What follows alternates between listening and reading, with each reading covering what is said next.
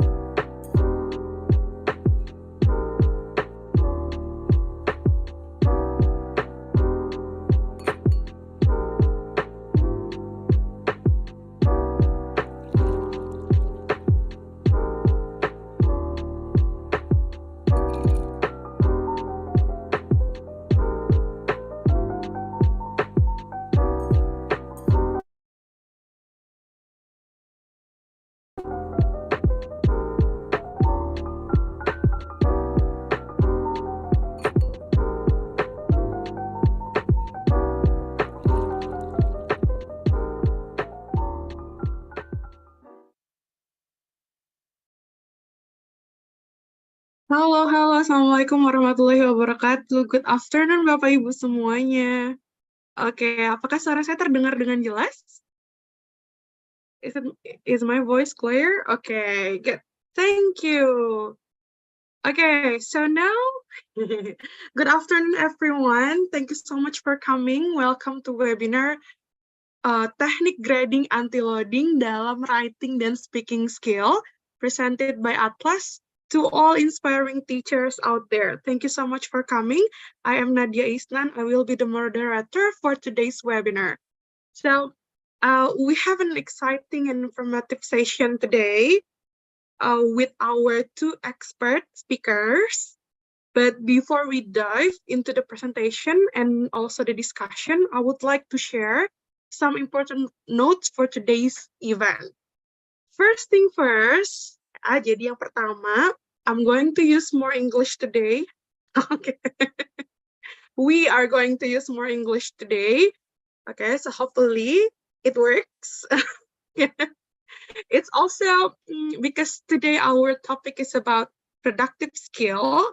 So I believe our teachers here also wants to challenge themselves by using more English, all right, by producing more English. So hopefully we can we can beat the challenge. Okay, so that's the mission today. And the second one, yes, I would like to greet Bapak Ibu here. Okay, let me check our chat box. I want you to help me to change your name into some format. Okay, so you need to change it into your name, and then you can put strip or underscore, and then tell us your your city, the place you live. Okay, so for example, here I can see, okay, Mr. Mehmet or Miss Mehmet, for example. Okay, yeah, you can change your school into the city or the place you are now living. Now, this one, Bapak or Ibu Niagara Hutapaya from Medan. So I can know that you are from Medan. Okay. All right. Hello. Okay, good afternoon, Medan. Okay. And I can see that Ibu Rahmita Irsani from Makassar. Okay, I guess it's the same city to Ibu Astuti today, yeah. We also have Ibu Rika from Kudus. Okay, good afternoon. Okay, from Kudus. Okay, so the second thing that I will inform you today is that all of the participants today will get promo. Since our webinar today is presented from Atlas, of course, we are going to give you more promo to buy Atlas books, okay? And every time you buy the books, you are going to get the online learning for free, okay? So the promo today is 50%, and you have to check out on our Shopee. Okay, I will give the code later, the promo code, yeah, the code promo later. Okay, and I guess this is the third information. You are going to get the certificate, e-certificate from Atlas. Jadi ada sertifikatnya ya, Bapak Ibu, tenang saja, do not worry. But I'm going to give the present list. I'm going to give you the present list so that you can get your certificate. And then the present list will be given at the end of the session. Then you are going to have, to input 2 keywords. This is the challenging part. You will not only stay and listen, but you have to make sure that you got those 2 keywords from our speaker. Yeah, from our 2 speakers. So later, our 2 speakers are going to give you some keywords, and you're going to note, okay, take a note of those keywords and remember those keywords, and then write it down on the present list, okay? And then the last one, the certificate will be sent in this Zoom, and also on our YouTube. Okay, so during the presentation, please use the chat feature for any technical issues or comments that you want to give. Okay, because the question and answer will be done at the end of the session. Okay, so ladies and gentlemen, Bapak Ibu semuanya, our webinar today entitled Teknik Grading Anti-Loading untuk writing dan speaking skill. Okay, so after we have done the formative assessment on our last webinar, now it is time for us to get to know more about productive skill assessment. Okay, I believe as a teacher, we sometimes skip writing and speaking skill assessment because, well, it takes forever. Okay, so, okay, thank you for the heart, Bapak Subhan. I believe that you agree with me. Okay, so but today, after this webinar, okay, I guarantee that you will not skip the speaking and writing assessment anymore. Okay, because Miss Astuti here, so Miss Astuti Aziz M.Ed, PhD, yes, beliau merupakan seorang akademisi dan juga praktisi pendidikan, khususnya dalam pendidikan bahasa Inggris. So, beliau akan mengungkap, kenapa mengungkap ya bahasanya, Bu? Beliau akan, menjabarkan.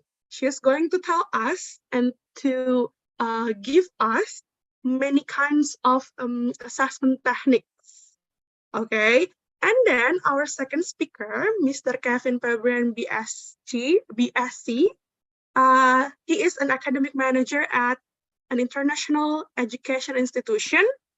Okay, Mr. Kevin here will also tell us more practical things about productive skill. Okay, I would like to greet Miss Astuti first. Halo, Ibu. Halo. Okay. Hai, Mbak Nadia. Sorry, Aduh, berat introduction-nya, takut. How is it, Ibu? How are you today? Alhamdulillah, super awesome. Okay, all right, we are going to meet you Nadia. again later on our first session, okay? Siap. Okay. And also, I would like to greet Mr. Kevin. Nah, di sini, Mr. Kevin is from Jakarta. How is Jakarta today, Mr. Kevin? Okay, sorry. It's pretty hot today, but I guess it's pretty normal here. Okay. Yeah, it's hot and it's normal. Well, so are you ready for today's webinar? Yes, totally. And I'm really excited to have a session with Bu Astuti here. Okay, good. Me too. Anyway, I have I already sneak out the the slide anyway, so it's really exciting. Okay, so enjoy, Mr. Kevin. We are going to see you again on the second session. Okay, good. So before we start, I want to greet also some teachers who cannot join on our Zoom, but they can join on YouTube. Jadi sudah ada beberapa.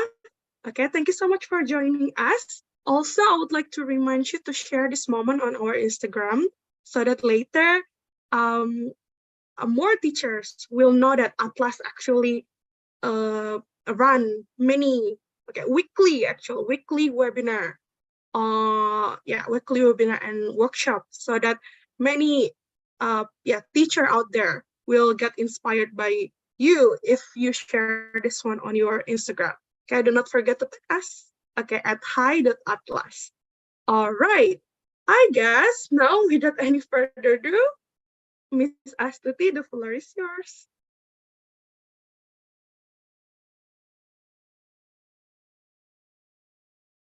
Okay, so shall I begin now? Yes, please. Okay, I thought you were going to play some video before, or Okay. I will just keep it It because is time for me for presentation now. yes, yes, please, Ibu.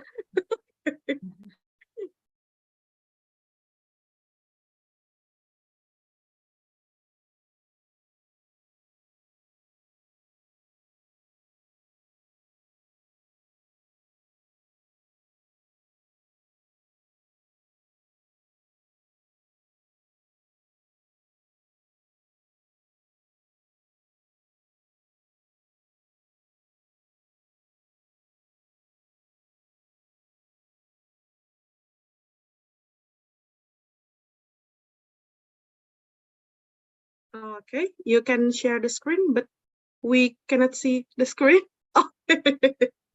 Thank you, Ibu.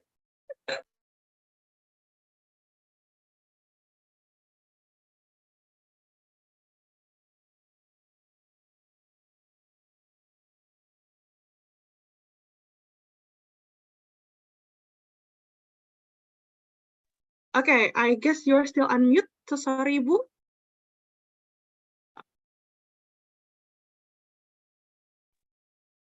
Sorry. Okay, there you go. Assalamualaikum warahmatullahi wabarakatuh again, and good afternoon and also good night to some fellows who are in the eastern part of Indonesia. I'm so glad that I come back for Atlas again. If I'm not mistaken, this is the third time for me. So thank you, Mbak Nadia. And halo, Pak Kevin, Mas Kevin, ganteng banget kelihatannya di layar nih ya. And thanks to the editor who put my picture quite much more younger that is compatible to Pak Kevin. Okay. Yes, Ibu. That's great. Okay, the topic today is actually tadi judulnya apa? Grading anti-loading untuk speaking dan writing. Well, for me, it is quite a serious topic. That's why I try to make a slight twist and make it into effective grading. And here is my presentation. So, okay, let me try to make it in a full screen now. So, effective grading. So, why I use this term? Because I believe that it is always challenging for teachers to make a genuine assessment for both speaking and writing. Because we know the challenge, and that is why we are here in this webinar to discuss about it. But before going further, I'd like to introduce myself first. So, my name is Astuti Aziz. I work as a trainer in BPSDM, Badan Pengembangan Sumber Daya Manusia Provinsi Sulawesi Selatan. I graduated from IKIP Ujung Pandang long time ago. So then also I was lucky enough that I could pursue my Master of Education in Monash University and also my PhD in Victoria University of Wellington, New Zealand. I am a government staff. Saya terangkat menjadi PNS itu di tahun 99 as a school teacher. Right after I graduated from IKIP Ujung Pandang, and then when I was a teacher, I was quite active involving in media trainings and also in some activity held by the Ministry of Education, including attending the Innovative Teacher that was back in 2008, and also actively in Teachers Association or NDMP. I attending the Indonesia USA Teacher Exchange in 2010. And then just currently several months ago, I attended a short course at Maastricht School of Management in the Netherlands. Actually, what I want to insist by telling you this, that being an English teacher, actually you got a lot of opportunity to see the world. Ya, seperti itu, bahwa kesempatan besar itu saya jadi guru aja bisa kemana-mana gitu. Yang bisa kemana-mana biasanya kan pejabat-pejabat atau sultan-sultan gitu. Tapi being an English teacher, you can also do the same thing gitu ya. Untuk semangat saja buat bapak-bapak dan ibu-ibu teman-teman yang ada di ruangan ini. Okay, the presentation today, I'd like to divide it into three segments. We are firstly talk about the productive skills and then about assessing speaking and also assessing writing. And let me start with productive skills. Here are some prompt questions for you, Bapak dan Ibu. I don't intend that you answer all the questions here, but maybe for more active involvement, you could choose one of the four questions here and to give response. They are: what do you know about formative assessment? What experience you have had being exposed to it? Do you think speaking and writing can be assessed, use formative assessment tasks? Why yes or why not?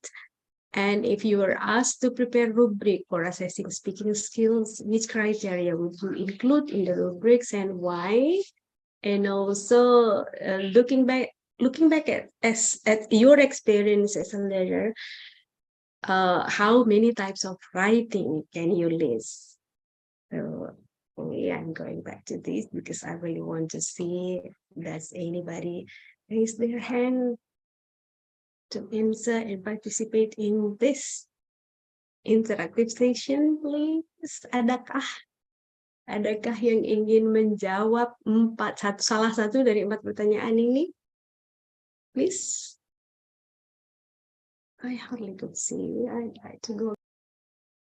Okay, so we have to answer. Okay, it's okay if it is only 1 or 2 question ya, Ibu ya. Okay. So you can raise your hand or you can chat. I guess our Atlas teacher actually answer by chatting, Ibu. Okay, siap. Okay, let me check it out then. Hang on. Some of them perhaps are still typing. Okay. Tunggu, saya nggak bisa kembali ya. Ini. Bisa kembali. Bentar ya. Saya balik dulu, Mbak. Oke. Okay. Oh, ini dia. Ada cuma hadir. Mana saya baca? So the question. Iya, oke, no problem lah kalau nggak ada yang jawab juga. Thank you for that. Tunggu bentar ya. Hang on, saya ini kok. I need to back to my screen now. Alright. Oke, baik Bapak dan Ibu, saya nggak bisa baca ininya juga Mbak Nadia. Oke, just a bit flashback to the theory that we got when we were at university, Bapak dan Ibu ya, tentang language skills gitu. Bahwa if we talk about language skills, that we are familiar with the term of receptive and productive skills gitu ya. Receptive itu cenderung pada misalnya tentang discourse gitu ya. That's why it is identified as something that we receive, that then we analyze the structure, and then we got the meaning to understand what we read and listen to. And the receptive skills are reading and listening. And then we also have another term which is productive, where we put together all the knowledge that we get to produce it back via oral or written gitu. And then speaking dan writing ini dalam bentuk speaking dan writing. And if you also could remember, there is another linguist, Noam Chomsky, who introduced the term of competence and performance ya. Dia mengatakan bahwa competence itu adalah whatever the knowledge and the skills that you have in your mind, but when you perform it, when you implement it, when you let people to see what you have, what you know, the skill you have, then it is productive. Namanya dia sebut itu sebagai performance, dan yang masuk kategori itu adalah speaking and writing. Kemudian Gavin Brown mengatakan bahwa either both first and foreign language learners actually they comprehend more than they can produce. Nah, inilah barangkali juga yang ngena dari yang disampaikan tadi oleh Mbak Nadia ya, bahwa it is the time for us, it is the challenge for us to use more English than bahasa Indonesia di sini ya. Karena memang kenyataannya seperti itu. Jadi secara internasional memang diakui juga bahwa yang reseptif itu lebih banyak daripada yang produktif gitu, dan itu juga menjadi tantangan. Kita ingat semuanya ya, when especially yang angkatan di saya, we learn English when we were at junior high school gitu, and then to senior high, and then at the first or second semester while at university. But then we hardly able to speak English gitu ya. Forget about those who are not specialized in English. Even the English teachers gitu ya. Bahkan guru bahasa Inggris itu rarely use English as the language of instruction when they are teaching, seperti itu ya. Sehingga inilah menjadi double tantangan tersendiri bagi kita. Gimana kita mau mengakses productive skill ini kalau kita sendiri juga tidak mampu memperform begitu, menunjukkan that we own these skills and we productively able to use it or demonstrate it begitu ya, Ibu. Nah, sekarang pertanyaan besarnya yang which is become the topic of our webinar today is how to assess them. Sebenarnya katanya rupanya productive skills ini can be both assessed using summative and formative procedures. The old term summative assessment usually called assessment of learning, and formative assessment usually called assessment for learning. And they have two different terms and two different meanings. And apa namanya, the goals are also very different. Sekedar mengingatkan kepada Bapak dan Ibu kembali, ini tentang perbedaannya. Saya pikir ini sudah dikuasai dengan baik ya. Bahwa formatif itu adalah tujuannya untuk improvement, to improve teaching and also learning.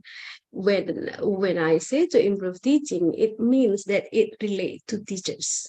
So it could inform the teacher whether to switch into new instruction, into new methods, into new approach. Bagaimana membuat proses pembelajarannya itu menjadi lebih menarik, bagaimana bisa lebih menyentuh ke siswanya. But also to improve learning means to students. Jadi bagaimana siswanya itu juga bisa selanjutnya menjadikan informasi yang diperoleh dari hasil asesmennya itu to make necessary change gitu, to make more improvement, seperti itu. Ilustrasi yang paling sering digunakan seperti yang Bapak Ibu lihat di gambar ini ya. When the chef tastes the soup, that is actually the formal formative, because it tells you whether you need to add more salt, sugar, and also add more water into the soup that you make, seperti itu.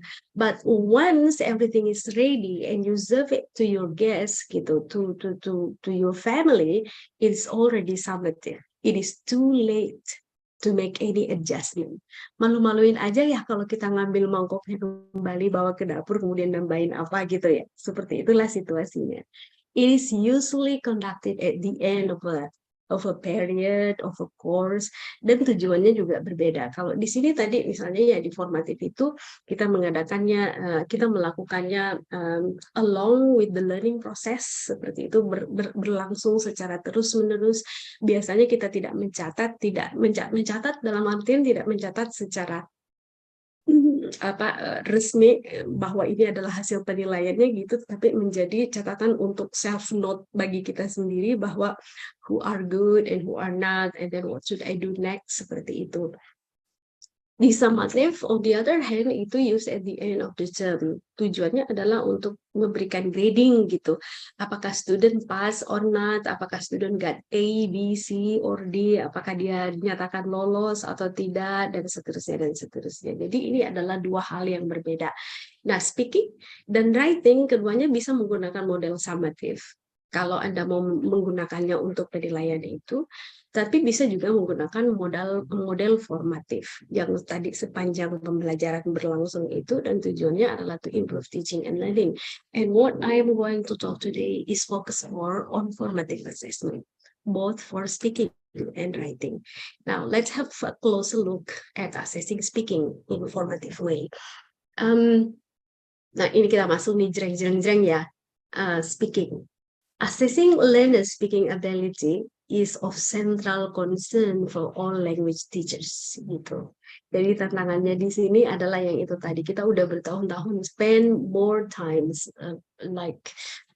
at least 6 or 8 years learning English, but we still unable to speak English. And then English itu tetap menjadi, kalau nggak salah ya, tetap menjadi kayak mata pelajaran yang kedua tersulit setelah matematika. Bahkan sampai sekarang pun di era yang seperti ini juga masih seperti itu kondisinya.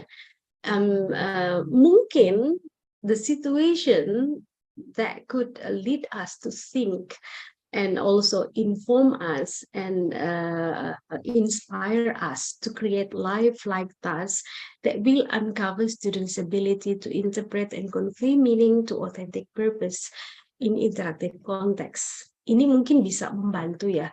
Sekarang alhamdulillah dengan kemajuan teknologi, students are very familiar with ini generasi berapa ya mahasiswanya sekarang ya?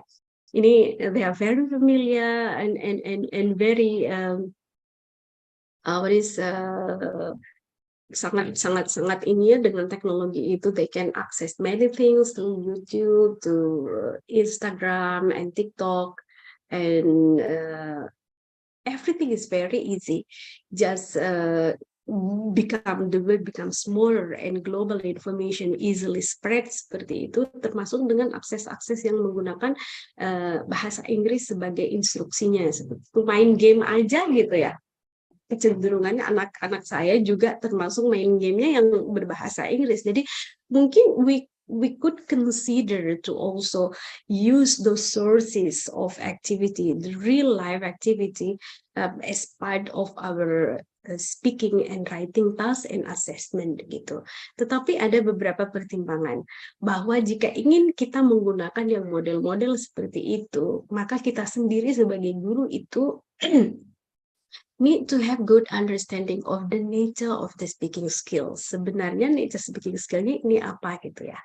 Bahwa ini kan memang untuk real life situation seperti itu, bahwa kemudian mengglobalnya itu anak-anak dengan kolaboratif gaming itu bisa saja mereka bermain bukan hanya dengan teman-teman yang ada di sini tetapi juga yang dari luar gitu. Kemudian basic principles of task design, apa saja yang perlu dipertimbangkan kalau kita membuat task dalam speaking ini, and also rules of scoring and evaluating the speaking skills. Cara menilainya juga itu seperti apa sih komponen yang perlu diperhatikan di dalam task-task yang akan diberikan itu.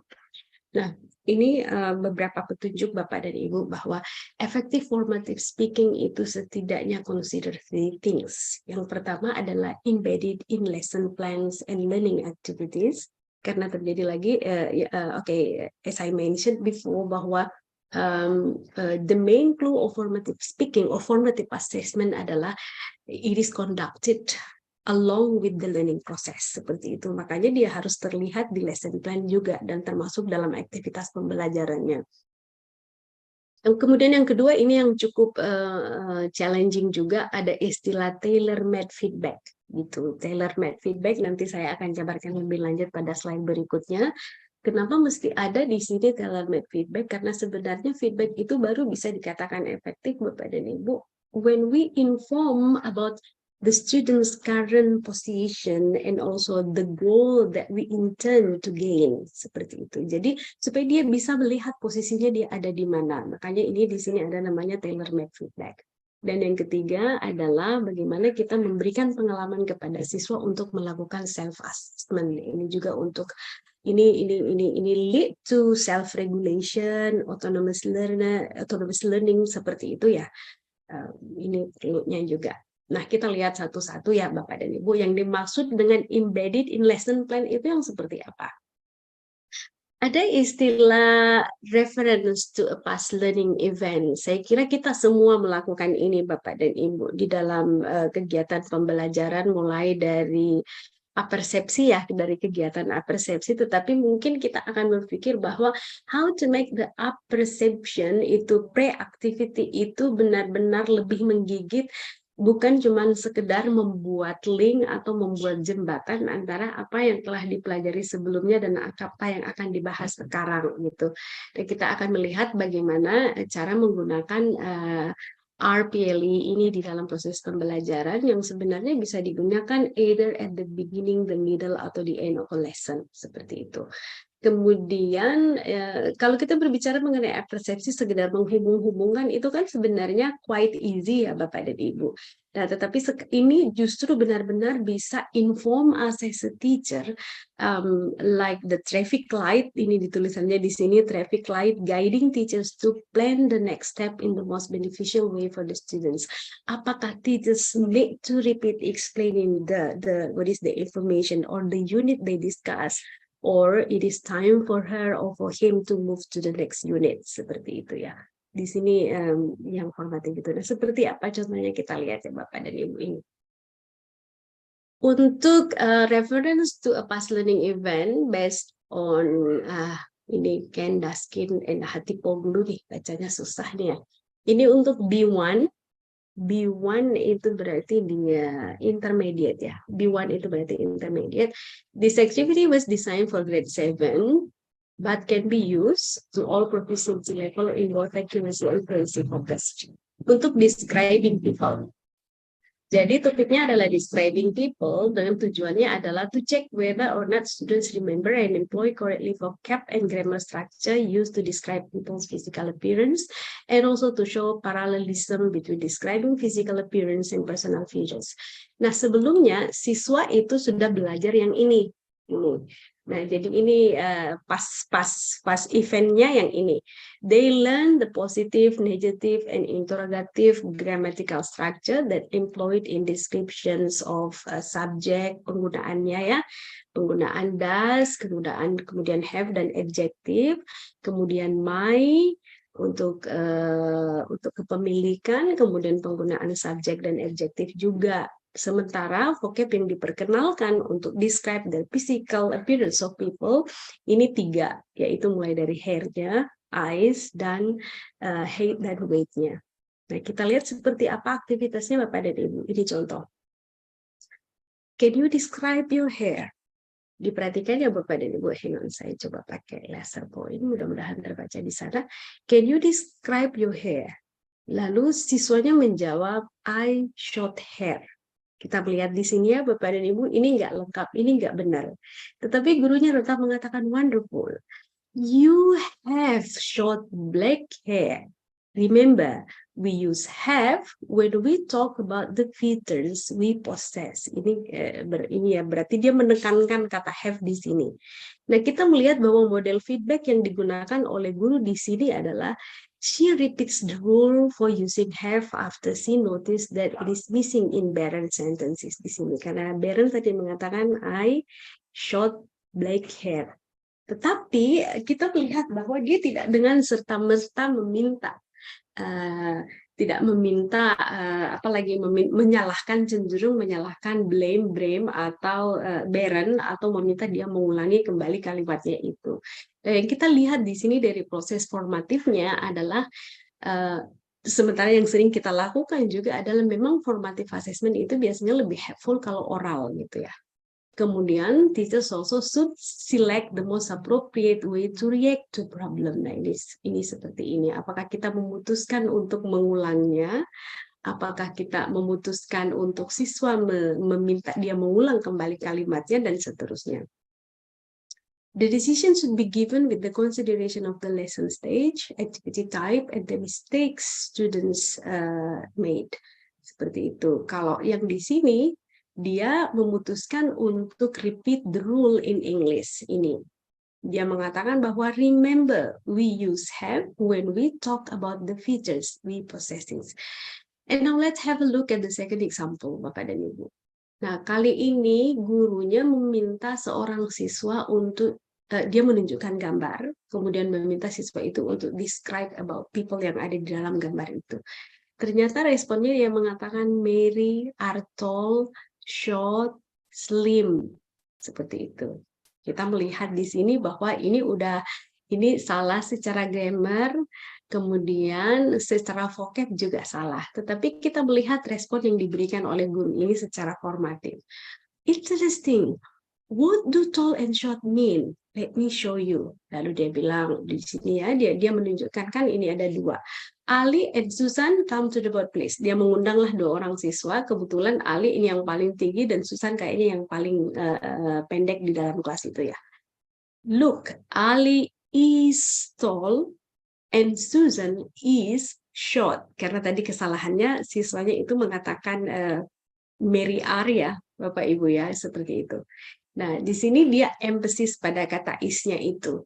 Lalu setelah memperlihatkan contoh tentang Ali dan Susan itu, dan gurunya kembali menjelaskan, so a person cannot be both tall and short, okay? Now, look at Mary again and describe her. Kali ini dia memberikan kesempatan itu kepada siswanya, dan siswanya mengulang, Mary are tall and slim.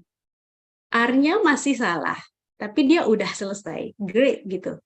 Noticing that the grammar problem continues even after the echoing feedback. Lalu sang guru ini membuat catatannya dan dia mengambil nanti mungkin di akhir kelas secara klasikal dia akan kembali membahas tentang penggunaan to be, is dan are itu. Seperti ini contoh yang ini ya sederhananya Bapak dan Ibu. Nah, disinilah learning point dari formative assessment itu adalah bahwa the information is used to adapt teaching and learning to meet students' needs. Dan kemudian salah satu indikator utama dari formative assessment juga itu adalah kita harus memberikannya segera, gitu ya. Bahkan minutes after the student complete the task itu adalah waktu yang terbaik karena dia beda dengan summative which is conducted at the end of learning period, seperti itu ya, Bapak dan Ibu. Nah, contoh yang kedua adalah tailor-made feedback.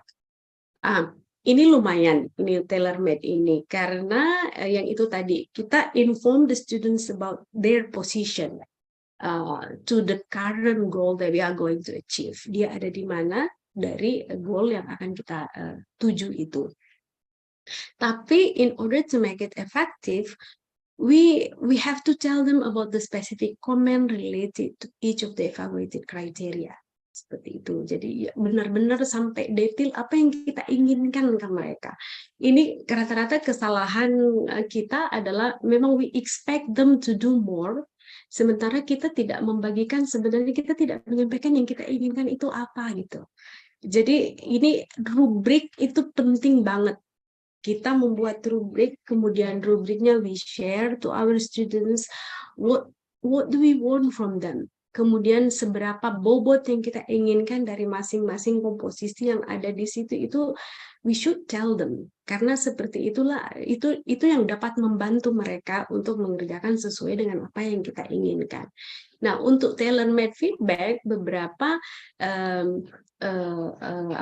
tool yang dapat kita gunakan, misalnya observation, checklist, atau video atau audio recording dari proses pembelajaran yang berlangsung, itu semua bisa menjadi sumber informasinya. Ini ada contohnya Bapak dan Ibu, formative assessment, misalnya what are our usual responsibility as a family and what we did at weekend. Ini aktivitasnya sampai ada 3, teacher-student interaction, kemudian student-student interaction dengan group work seperti itu. Yang dia perkenalkan di sini adalah karena dia ini sudah unit keberapa ya dari pembelajaran yang sudah ada sebelumnya. Kemudian dia memperkenalkan kata-kata kelompok yang ada, nah, do group, misalnya do the ironing, do the laundry, kemudian dengan menggunakan kata make, misalnya make the bed, make a to-do list, kemudian ada group, dry the dishes, load the dishwasher, dan seterusnya. Guru menggunakan observation sheet. Nah, ini contoh observation sheet-nya yang digunakan. Jadi dan ini dia berjalan di kelas untuk melihat bagaimana siswa menggunakan kalimat-kalimat itu, atau they do a conversation in English using this, karena telling about the activity ya. kewajibannya di rumah sebagai apa dia bertanggung jawab di mana gitu. Nah ini contohnya bahwa ini dari hasil observation sheet-nya teacher-nya menandai seperti ini. Do the ironing untuk student 1, oke. Tetapi bentuk pasnya enggak seperti itu. Do the laundry-nya oke, dan seterusnya. Ini catatan-catatan. Dan dia juga memberikan keterangan untuk bentuk yang kedua, ini untuk student 2, do the ironing-nya salah karena dia tidak mengatakan do, tapi dia mengatakan make. Seperti itu. Jadi ada catatan-catatannya seperti ini. Ini observation untuk yang cepat.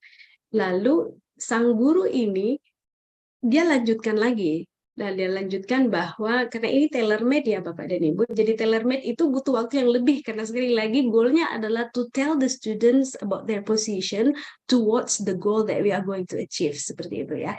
Jadi di sini ini harus dipersiapkan lebih hati-hati karena perlu analisis. Dalam ini mungkin dia tidak akan langsung diberikan, tapi biasanya kalau model-model di luar itu gurunya itu pasti akan datang jauh lebih cepat dari siswanya dan pulang jauh lebih lama. Kalau siswa udah pulang jam 3, gurunya biasanya pulang jam 6 karena mereka membereskan hal-hal yang seperti ini dulu. Gitu. Jadi dia akan menyiapkan individualized feedback seperti ini. Jadi dari catatan yang tadi lantas pindah ke sini nih. Di student 1 ini dari 12 tadi chores itu dia sudah menggunakan 8 walaupun masih ada salah-salahnya. Kemudian dia ini apa yang akan dilakukan berikutnya adalah give more exercise to practice irregular verb in simple past tense. Tetapi yang saya ingin fokus ke sini nih, secara umum dia mengatakan bahwa none of the students use do the washing up and load the dishwasher. Jadi yang akan dilakukan berikutnya adalah create activities where students will have to use those to check their knowledge. Seperti itu. Jadi inilah contoh dari tailor-made itu Bapak dan Ibu. Ini kalau kita melihat sampai di sini, it really helps. It really helps the student maksud saya. Maybe it is quite yang kayak tadi Mbak Nadia bilang, it is forever, seperti itu, benar-benar takes time. Tapi it really inform us that you are there for your students. Bahwa ini benar-benar kita akan berpihak kepada mereka untuk melihat di mana kelemahannya, kita menyampaikan apa yang bisa dia perbaiki, dan kita membantu menciptakan situasi yang membuat mereka bisa mencapai the goal that we intend to achieve tadi. Seperti itu ya. Bu. Nah ini juga yang bahagian ketiga. Discuss the difference between make the bed and doing the bed. Lalu dia memberikan misalnya contoh, make your bed, you are old enough now. Contohnya buat anak-anak SMA nih. I'll do the ironing as soon as I've done the beds. Seperti itu. Jadi dia menyatakan bahwa nggak haram kalau mau mengatakan do the beds, tapi ada penempatannya gitu. Kemudian berikutnya adalah self-assessment. Bagian yang ketiga dari speaking adalah self-assessment. Mengapa ini self-assessment? Kita tahu bahwa tadi dari contoh misalnya tailor-made itu susah Bapak dan Ibu. Tapi sebenarnya itu adalah elemen dari formative assessment, benar-benar ada di situ. Gitu. Tetapi itu tadi tantangannya, we don't have enough time. Nah, sekarang ada alternatif lain yang namanya self-assessment. Nah, self-assessment ini adalah evaluative judgment yang bisa kita berikan authority kepada siswa untuk melakukan penilaian terhadap dirinya sendiri regarding the goal and the unit outcome that we want from them, seperti itu ya. Nah, tetapi catatannya ini baru bisa work effectively kalau benar-benar kita meyakinkan bahwa they understand the learning objectives. Jadi percuma juga kalau kita sudah kasih rubrik berupa panduan self-assessment, tapi nggak tahu bagaimana cara menggunakannya. Dan tantangannya itu ada di sini. Nah, tetapi menariknya kalau kita berhasil bisa memberikan yang ini adalah bahwa itu benar-benar we give them time and opportunity to reflect on their own work and monitor their action seperti itu, dan itu akan result in significant improvement gitu. Ini di mana-mana sekarang lagi booming ya yang namanya mindfulness lah, yang namanya refleksi lah, bagaimana itu semua dipercaya bisa. Kalau dulu ada istilah bahwa pengalaman adalah guru yang terbaik, sekarang ada counternya. Pengalaman baru menjadi guru terbaik jika kita melakukan refleksi. Seperti itu. Jadi ini adalah apa namanya, ini dalam waktunya ada ring the bell untuk mulai melihat ini. Bahkan Bapak dan Ibu, disabled student pun katanya kalau kita membimbing mereka untuk melakukan self monitoring practices itu bisa perform better in their productive task activities. Apalagi kalau siswa-siswa normal yang ada di kelas kita. Seperti itu ya Bapak dan Ibu. Nah, Bapak dan Ibu pasti sudah sering bikin self assessment ya. Ya, kira-kira kayak apa tuh model self assessment yang dilakukan? Saya cepat aja Bapak dan Ibu, ini ada contohnya ya. Bisa berupa checklist, bisa berupa open ended questions, bisa menggunakan Kahoot dan seterusnya. Bisa menggunakan, kalau sekarang di kegiatan guru penggerak banyak-banyak tuh menggunakan refleksi 4F gitu ya. Entah dengan menggunakan apa namanya? Padlet, menggunakan apa namanya, idea boards dan seterusnya. Oke, ini contohnya Bapak dan Ibu. Saya nggak berlama-lama barangkali karena saya harus pindah. Ini contoh untuk yang level SD barangkali ya Bapak dan Ibu. Kalau misalnya contohnya asking, ini kan dia meminta untuk asking for direction gitu. Untuk self assessment-nya sendiri ada kategori apakah apakah siswa menilai sendiri bahwa untuk giving direction, asking for direction itu dia sudah great, good atau need goods, dan kira-kira mengapa dia memikirkan hal yang seperti itu. Di sini kita minta alasannya, kemudian di bagian grammar dan seterusnya kita minta ini sendiri. Ini easy ya, cuma sekedar ini. Semoga tidak semuanya pilihannya siswa jatuh ke needs work gitu. Kalau needs work berarti benar-benar kita harus mengajar kembali ya. Now I move to writing Bapak dan Ibu. Kalau writing, nah sekarang ini tantangannya tadi. Kita berbicara mengenai grading, anti-loading. Nah, masuk ke writing gimana tuh ya? Padahal kita tahu bahwa writing itu requires combination of many micro and macro skills and sub-processes. Gitu, banyak genre juga di sana. Ada rhetorical patterns yang benar-benar ini kayaknya satu paket yang perlu hati-hati kita memperlakukannya seperti itu ya. Nah, kalau Pak ini dua orang pakar di sini mengatakan dia itu challenging karena dia require terkait dengan language use. Bagaimana kita menggunakan bahasa itu secara efektif, gitu ya.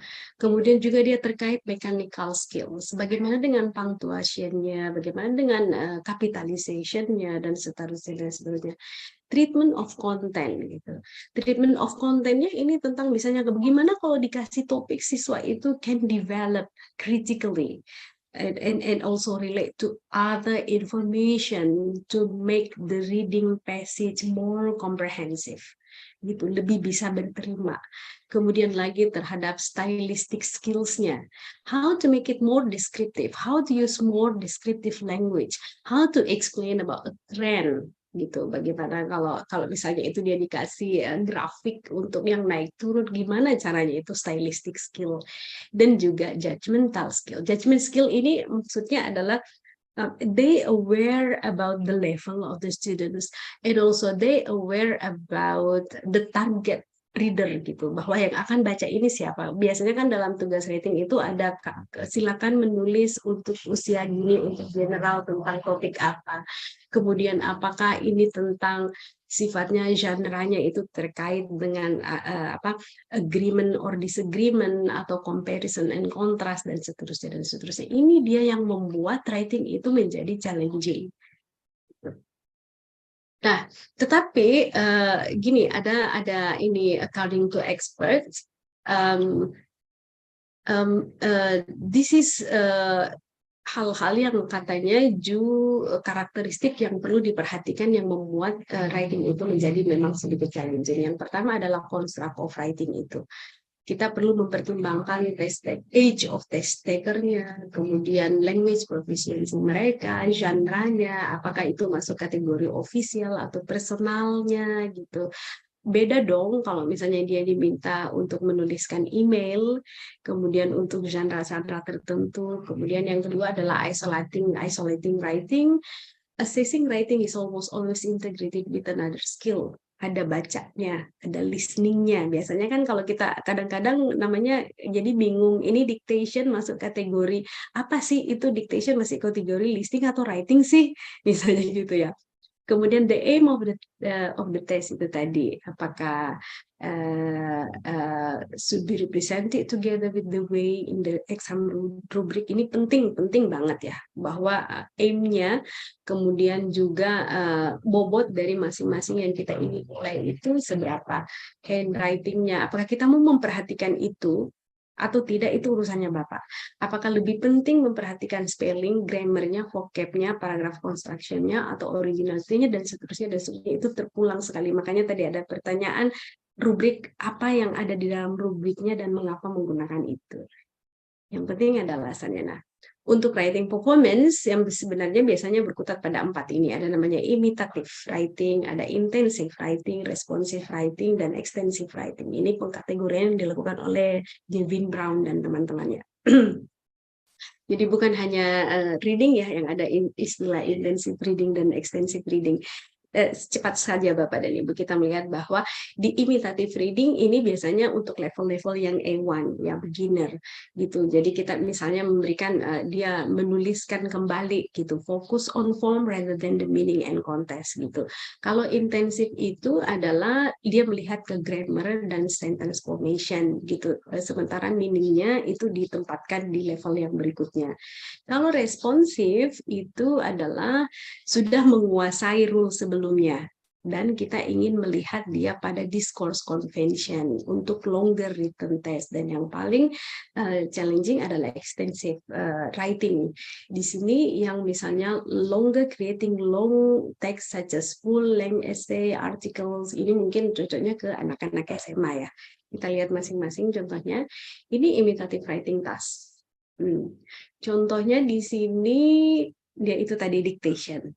Dia untuk grade 5 A1 beginner Bapak dan Ibu, di sini design for grade 5 students learning the names of different illness and correctly spelling the names of the illness. Kita lihat seperti apa aktivitiesnya di sini yang kayak begini nih. Dia memberikan 10 kosakata. Sore throat, fever, stomachache, dan seterusnya. Kemudian gurunya nanti mendikte gitu, karena ini dictation. Lalu siswa akan menuliskan di sini. Setelah dituliskan di sini, lalu dipas ke siswa di sebelahnya. Lalu siswa di sebelahnya itu tentu dengan penjelasan sebelumnya ya tentang rubrik yang digunakan ini sebagai peer assessment-nya. Kalau kebetulan jawabannya udah benar, spellingnya, maka dia memberikan tanda centang dan cross kalau itu keliru. Kemudian minta dituliskan kalau dia salah, yang benarnya itu seperti apa. Kemudian setelah ini, maka guru mengumpulkannya. So the teacher correct and the teacher also do the marking here untuk both student-nya karena dikerjakan pair ya, untuk student 1 and student 2. Kemudian dia tentu menuliskan juga kalau kebetulan keduanya salah.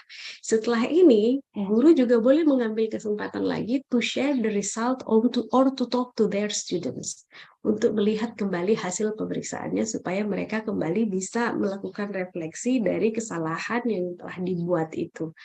Seperti itu untuk imitatif. Nah, yang berikutnya adalah intensif. Kalau intensif ini, bentar. Intensive reading ini disebut juga kontrol ya. Karena di sini memang dia sudah kita ada benar-benar yang diinginkan dari aktivitas ini. Nanti Mbak Nadia diingatkan saya kalau waktu udah mepet ya.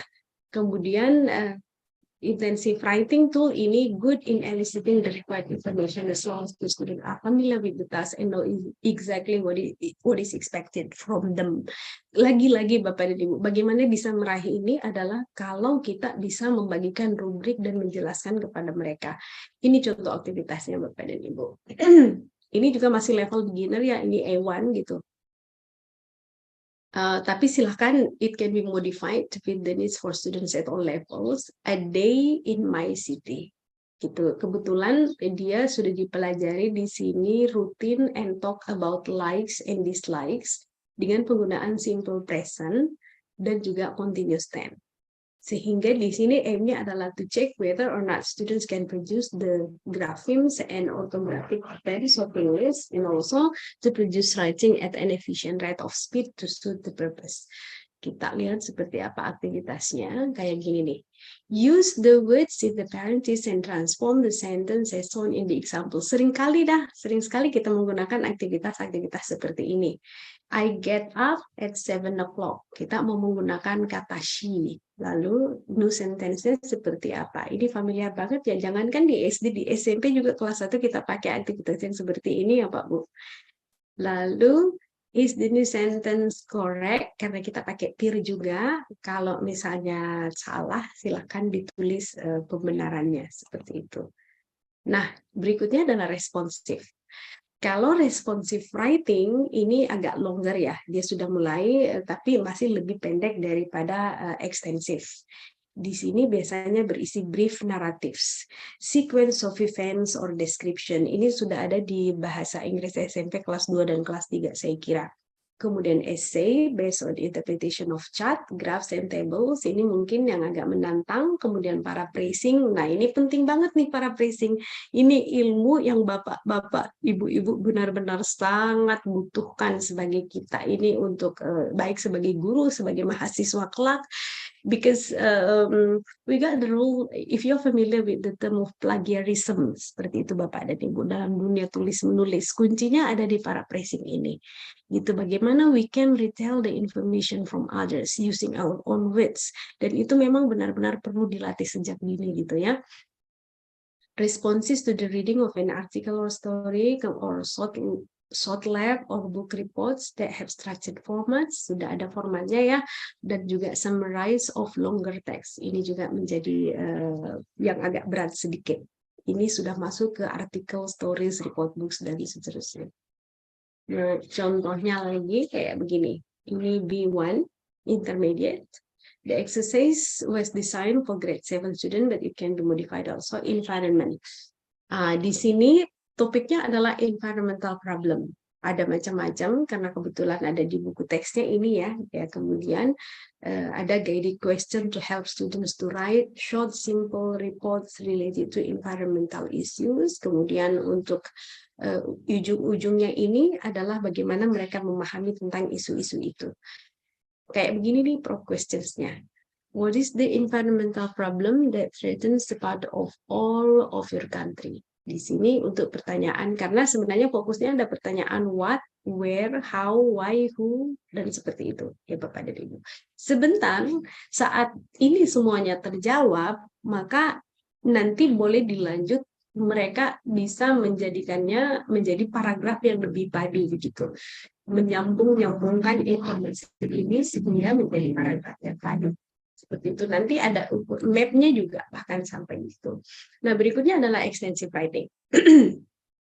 Extensive writing ini yang sudah upper intermediate kategori ya. Ini adalah free writing. Useful and motivating assessment tool in the topic are realistic and carefully selected. Ini benar-benar ya Bapak dan Ibu, tantangannya di sini. Realistic and carefully selected. It provides students with the opportunity to demonstrate their ability to organize language materials using their own words and ideas, and also to communicate. And only learners who have successfully mastered control and semi-control composition should be asked to produce the free writing test. Karena ini memang levelnya dia lebih tinggi. Karena SMP mungkin belum bisa kita memberikan ini ya Bapak dan Ibu.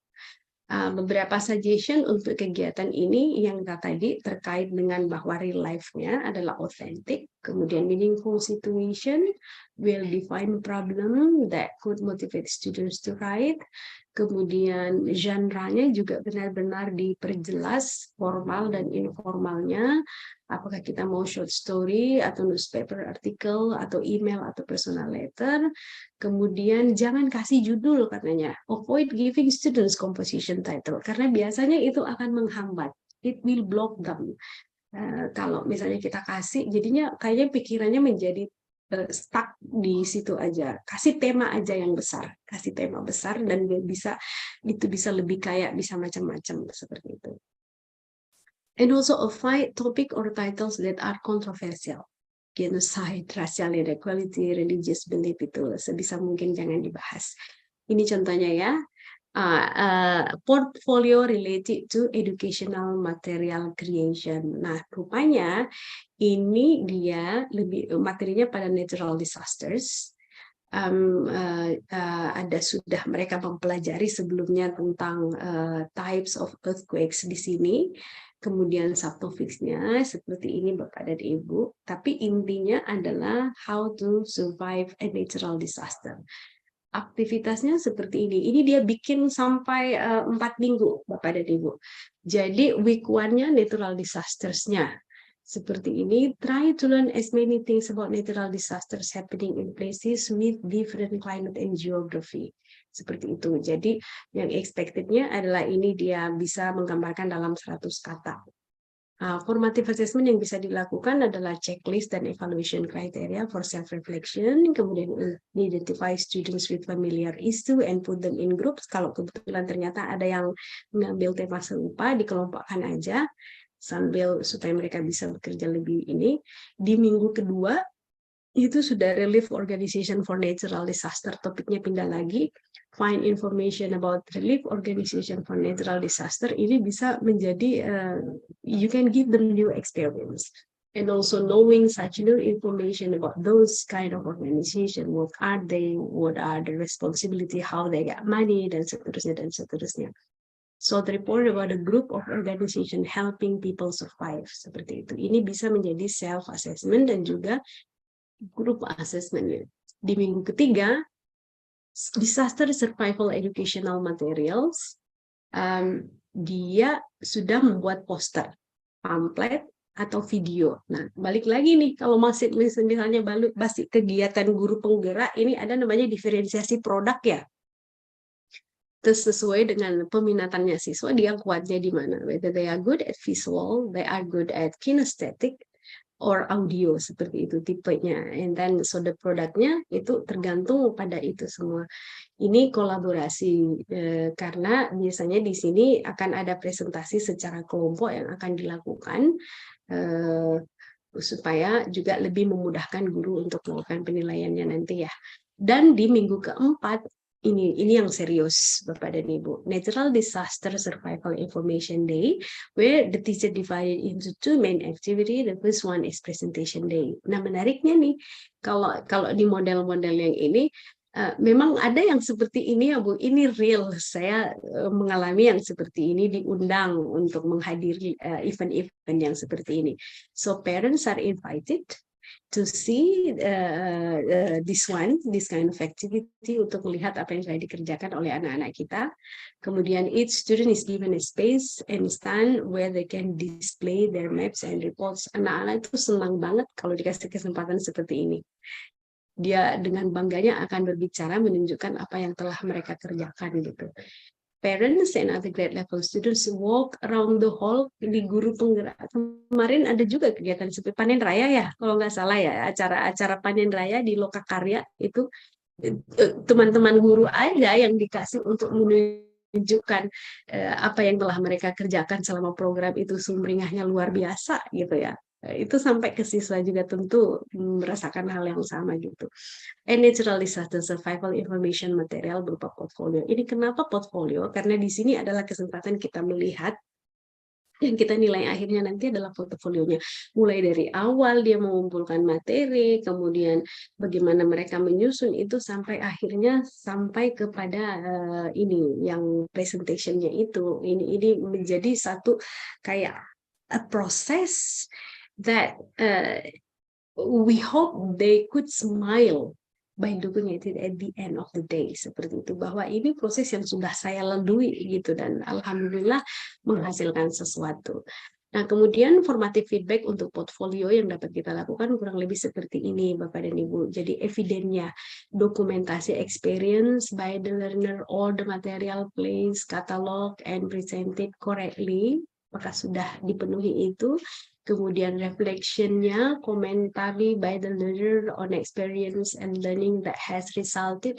Are students able to and how they describe their learning experiences? dengan model refleksi itu ya. Kemudian evaluasinya studying the evidence by examiners. Di sini tugasnya asesor. Kemudian defending the evidence, when, why, and how should the feedback to the students be provided. Apakah kita mau melakukan, ada istilah lagi namanya three-way conference. Biasanya kita bisa menyampaikan secara langsung kepada siswa di mana progresnya, mengundang orang tuanya untuk menyampaikan. Nah, ini juga yang perlu dipertimbangkan, apakah kita akan melakukan hal yang seperti itu atau seperti apa. Dan kemudian assessment decision untuk bentuknya formatif, what is the level of progress shown by the students, dia sudah ada di mana posisinya. Ini dikatakan Bapak dan Ibu bahwa writing is speaking the truth. Dan jadi speaking dan writing memang itu tidak terpisahkan ya. Ini kalau orang baru untuk menunjukkan kemampuan menulisnya, bagaimana cara menunjukkan kemampuan menulisnya? Ya dengan menulis.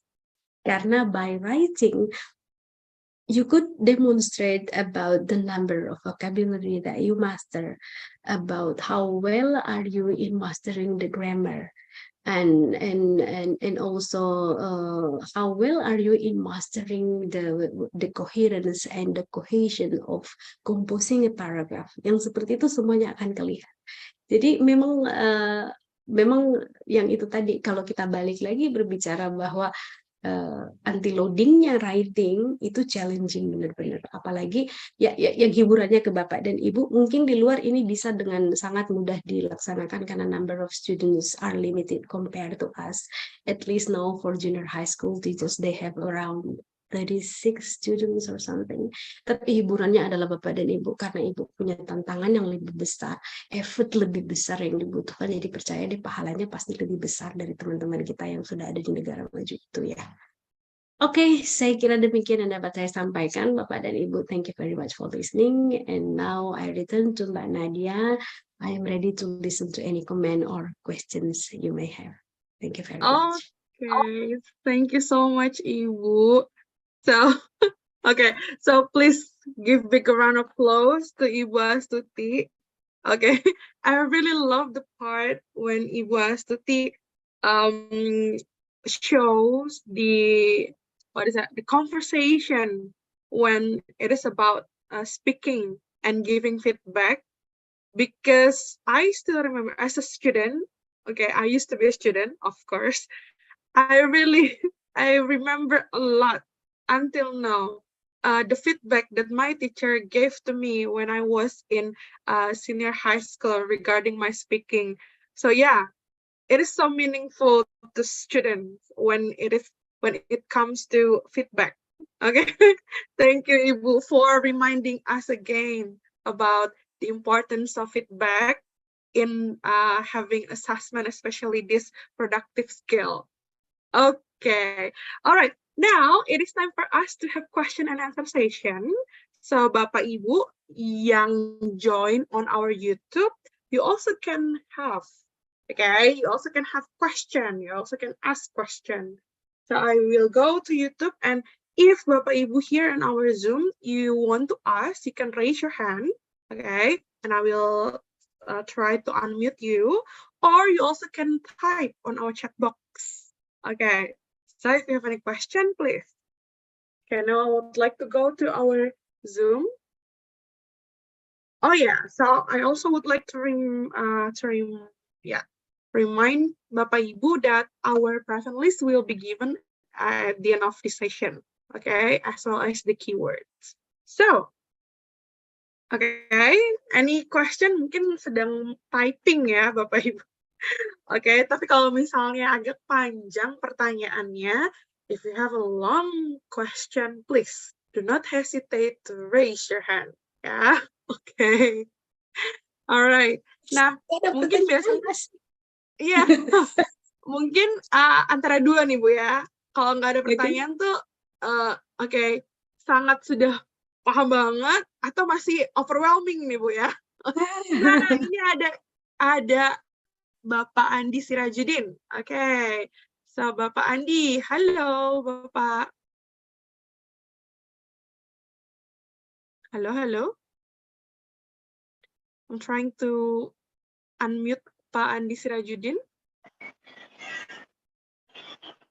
Halo, Pak Andi. Halo. Good afternoon. Good afternoon. Okay, Pak Andi, you have any question to Ibu Astuti? Mhm. Okay, Pak Andi, where are you from, Pak Andi? Dari mana asalnya nih? I am from Samarinda. Okay. Ada Mansa Samarinda. Oke, jadi dari Samarinda kita lagi satu pulau nih ya Pak. Saya kebetulan juga lagi di Banjarmasin, Pak, South Kalimantan. South Kalimantan ya. Iya, oke. So, gimana Pak? Ada yang mau ditanyakan nih dengan Ibu Astuti, please. Ya. Halo Mr. Tuti, Miss Tuti. Ya. I really what is interest for your explanation about what is extensive writing. So I just wanna you show me how the best way to paraphrase one what is the other people ideas. Thank you. Oke. Oke, Bapak. Actually kurang catch your, tidak terlalu catch your question. Tadi tentang extensive writing ya Pak ya? At the extensive reading, she explained to us how to how to use the other idea by using what is paraphrase. Maybe she can explain me more detail. Okay, so it's about the paraphrasing, if I'm not mistaken. Yes, Pak. Okay, yep, Thank I get you, it. Pak Andi. Terima kasih. Again, I'd like to thank Atlas. Pak Andi Sirajuddin is my classmate. Wow. Sudah sehat, Pak? Alhamdulillah. Sudah sehat, bro? Udah ngajar lagi ya, Pak? Diambil long cuti gitu ya, Pak Sirajuddin. So, terima kasih mempertemukan kami di webinar ini, Mbak Nadia. Oke, semoga sehat selalu, bro. And thanks for the question, Brother Sirajuddin. Pertanyaannya ini contohnya tadi di tentang penggunaan paraphrasing. Mengapa ini perlu ya paraphrasing? Kalau saya memberikan contoh, bahkan sekarang ya misalnya yang saya tadi menyinggung tentang plagiarisme, Pak Andi Sirajuddin dan teman-teman yang lain. Salah satu tantangan bagi kita mahasiswa Indonesia itu adalah paraphrasing ini selalu di mana-mana. Dan kita terkendala bagaimana cara melakukan citation yang pas. Karena kita terkendala juga dengan ilmu bagaimana memparaphrase itu. Secara sederhana barangkali boleh diartikan itu tadi, bahwa saying other people ideas using our own words. Tapi bagaimana memberikan pengalaman itu, terus terang kalau yang saya dapatkan misalnya begini, kita tuh diajarinya banyak banget caranya. Caranya yang pertama misalnya kita membaca sedikit-sedikit per paragraf. Setelah dibaca per paragraf, kita buka layar yang satu, kita buka file baru, window baru, kemudian kita coba menuliskan apa yang kita tuliskan, apa yang kita pahami dari paragraf itu. Seperti itu. Tidak perlu persis, yang penting intinya masuk gitu. Hal yang lain adalah melakukan reading log. Setiap apa yang kita baca itu kita tuliskan reading lognya. Jadi reading lognya misalnya nih Pak Sirajuddin baca satu artikel tuh, artikel tentang extensive writing. Itu yang nulis siapa, diterbitkan oleh siapa, judul jurnalnya apa pertanyaan yang diangkat dari jurnal itu, kemudian apa main finding-nya, kemudian apa recommendation-nya, itu semua, tetapi itu sekali lagi dituliskan tanpa melihat ke sana. Dan jangan lupa bahwa kunci dari plagiarisme sebentar ini bukan berarti bahwa setelah kita saying with our own words, then we do not need to cite the real or the main or the first writer of the article or the idea. Itu tetap kita harus refer ke sana.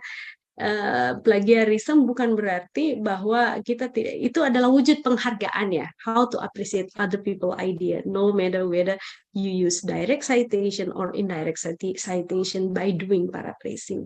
Jadi kalau saya mau memberikan contohnya, Aduh, gimana ya Mbak Nadia? Ya Mbak Nadia nanti bikin itu ya judul baru ya untuk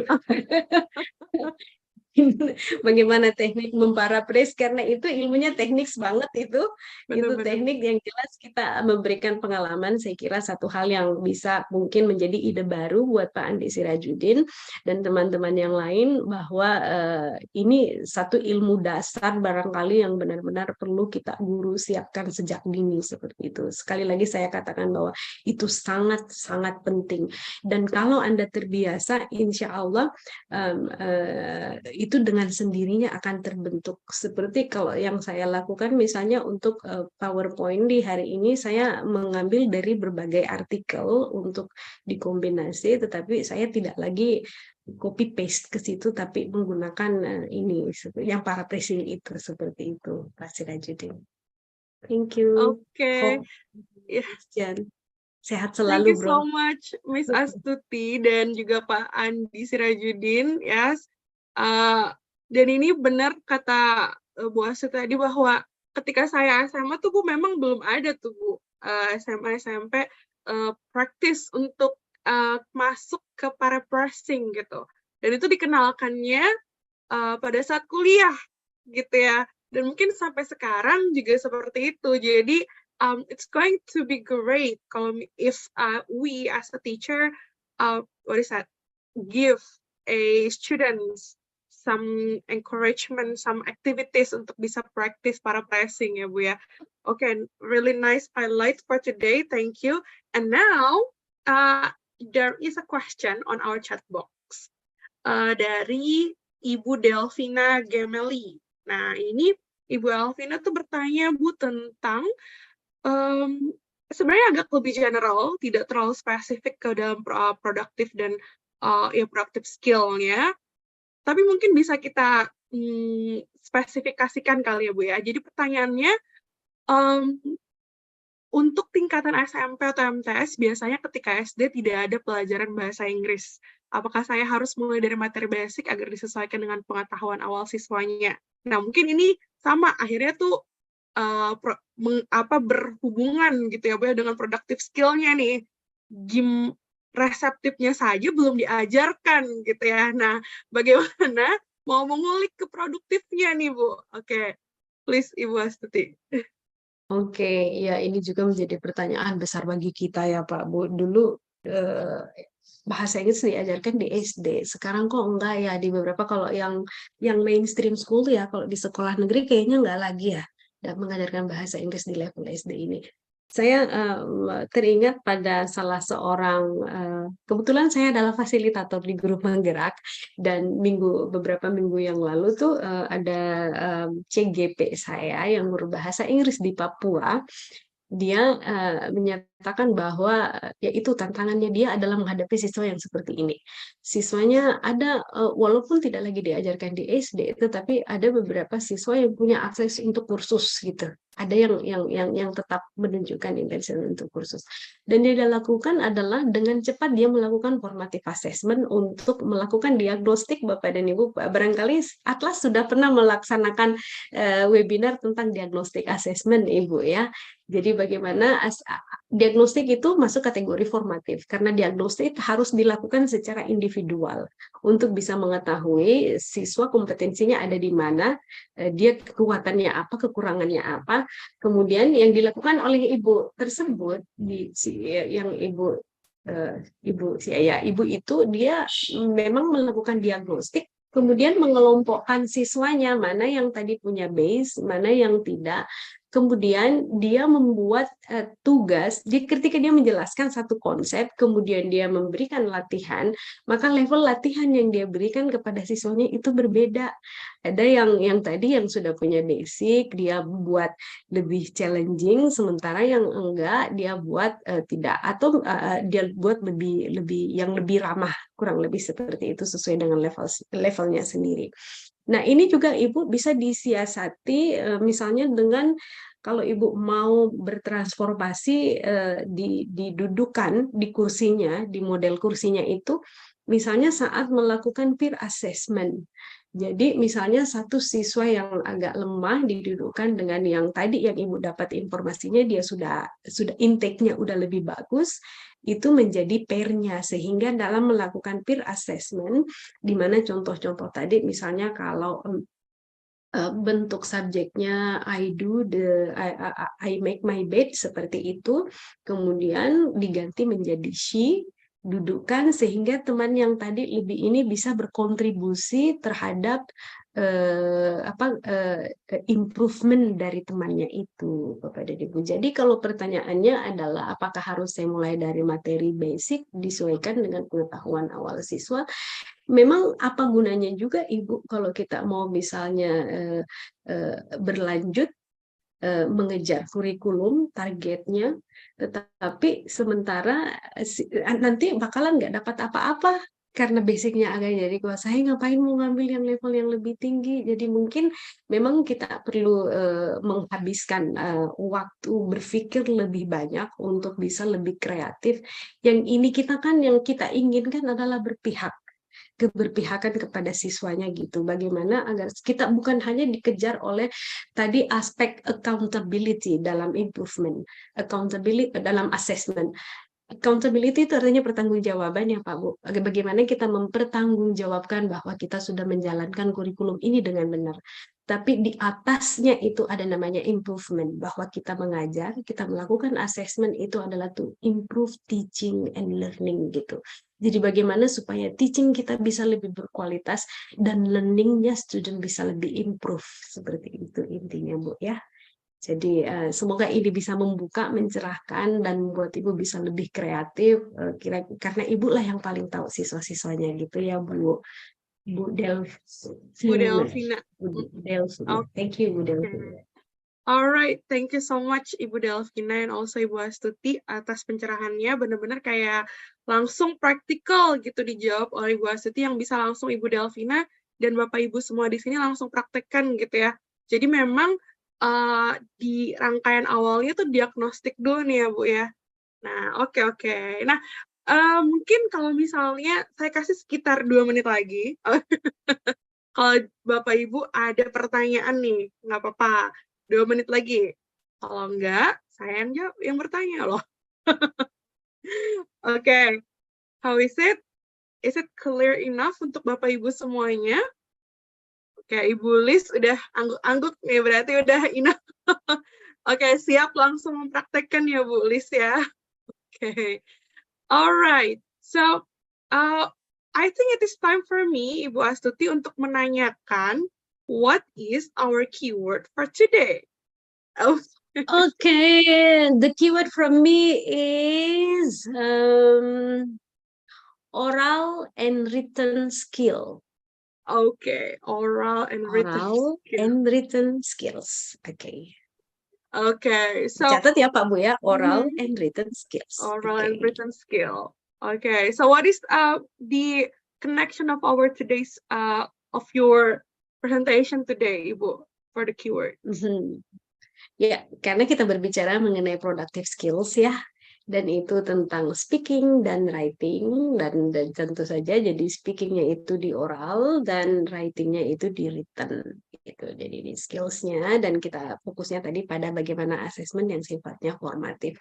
Bapak dan Ibu jangan khawatir, mungkin kalau di saya masih terbang-terbang mengawang-awang materinya, nanti yang lebih praktikal, yang sumbernya nanti Bapak dan Ibu bisa cite langsung, bisa langsung diakses, bisa lihat, bisa diadopsi, bisa diadaptasi, itu akan dibawakan oleh Pak Kevin sebentar lagi. Jadi please stay tune ya Mbak Nadia ya. Okay, thank you so much Ibu Astuti. So Bapak Ibu, yes, the keyword for today is oral and written skill. Okay, so thank you Ibu. Now big round of applause untuk Ibu Astuti. We are going to see you again on our photo session later. Ya Ibu. Thank you. Okay, now Bapak Ibu, we are going to have the next session, but before we go there, we go to our next session, I would like to remind you that, yes, all of the, the the slide for today's webinar will be sent through your email if you later fill in the present list. Okay, jadi harus ngisi presensi dulu, nanti di akhir nanti kita akan kirimkan ke email Bapak Ibu. Okay, now before we go to the second session, okay, while you are preparing yourself, I would like to show this video. Enjoy. Atlas. Atlas hadir untuk menyetarakan sistem pembelajaran bahasa Inggris di seluruh Indonesia. Pada generasi saat ini, sangat mengharuskan kita sebagai kaum muda untuk menguasai pelajaran bahasa Inggris untuk membuka jendela dunia dan menaklukkan isinya. Misi Atlas adalah meningkatkan kualitas edukasi di Indonesia dengan memperbaiki materi pembelajaran dan cara pengajaran. Atlas adalah sebuah platform belajar bahasa Inggris yang memadukan kurikulum nasional dengan standar CEFR. Dengan fitur pendukung Atlas sebagai penunjang pembelajaran, kami memiliki fitur assessment, animated videos, lecture videos, interactive materials, Atlas Zone, lesson plan, dan worksheet, teacher resources, dan gradebook. Karena materi kami sesuai dengan kurikulum nasional, maka buku kami juga dapat digunakan untuk sekolah negeri maupun sekolah swasta. Dan dengan kombinasi materi level CEFR, maka murid dapat secara maksimal menguasai bahasa Inggris. Kami memiliki fitur lesson plan yang dapat memudahkan guru dalam kegiatan belajar mengajar. Jadi, guru akan bisa lebih fokus untuk mengajar. Dengan teacher resources yang dapat membantu guru dan mengasah kreativitas dalam mengajar, native speaker kami akan memberikan tips dan solusi agar belajar menjadi lebih menarik. Selain itu, juga ada worksheet yang dapat diunduh oleh guru sebagai bahan soal latihan atau ulangan untuk murid. Ketika murid sudah mengerjakan Atlas secara lengkap, maka murid akan mendapatkan Certificate of Completion sebagai award untuk murid yang sudah belajar menggunakan Atlas. Dengan Atlas, murid dapat meningkatkan higher order thinking skills, real world skills, dan karakter building. Buku kami tersedia dari grade 1 sampai grade 13. Dengan Atlas, belajar bahasa Inggris bisa dilakukan oleh semua kalangan, dimanapun dan kapanpun. Atlas, the next step to world-class education. Alright, Bapak Ibu, itu tadi sedikit penjelasan tentang Atlas, karena setelah ini you are going to find out Mr. Kevin nanti akan lebih banyak juga selain membahas tentang productive skill, juga akan banyak memberitahu tentang activity-activity yang ada di dalam Atlas gitu ya Bapak Ibu. Nah, sebelum kita ke Mr. Kevin, I would like to remind you that today, if you are curious and if you want to have the experience of using Atlas in your classroom, in your teaching, we actually have promo for you. So you can use this code Atlas 1509 on our Shopee as a kode voucher toko, dan yes, nanti akan ada potongan 50%. You are going to get discount for 50% in purchasing Atlas books gitu ya. Dan anytime you buy our books, you are going to get the online learning as well. Okay, so hopefully with Atlas, you are going to provide meaningful experiences in your teaching. Yes, amin. Okay, so now we are going to meet our second speaker, Mr. Kevin. Are you ready? Yes, I am ready. Okay, so Mr. Kevin, the floor is yours, please. All right, thank you so much, Ms. Nadia. So I think before I start, since we're talking about productive skills today, right? So I would like you to actually help me to type something in the chat box, but I'll give you an example. So I want you to tell me the last time that you had a productive activity in any of your classes and tell me what your lesson aim was. So I'm going to type it. So I'll give you some examples here. So productive activity and your aim, and I will write down an example. This is what I did, right? I tried starting my class by asking students what they did on the weekend.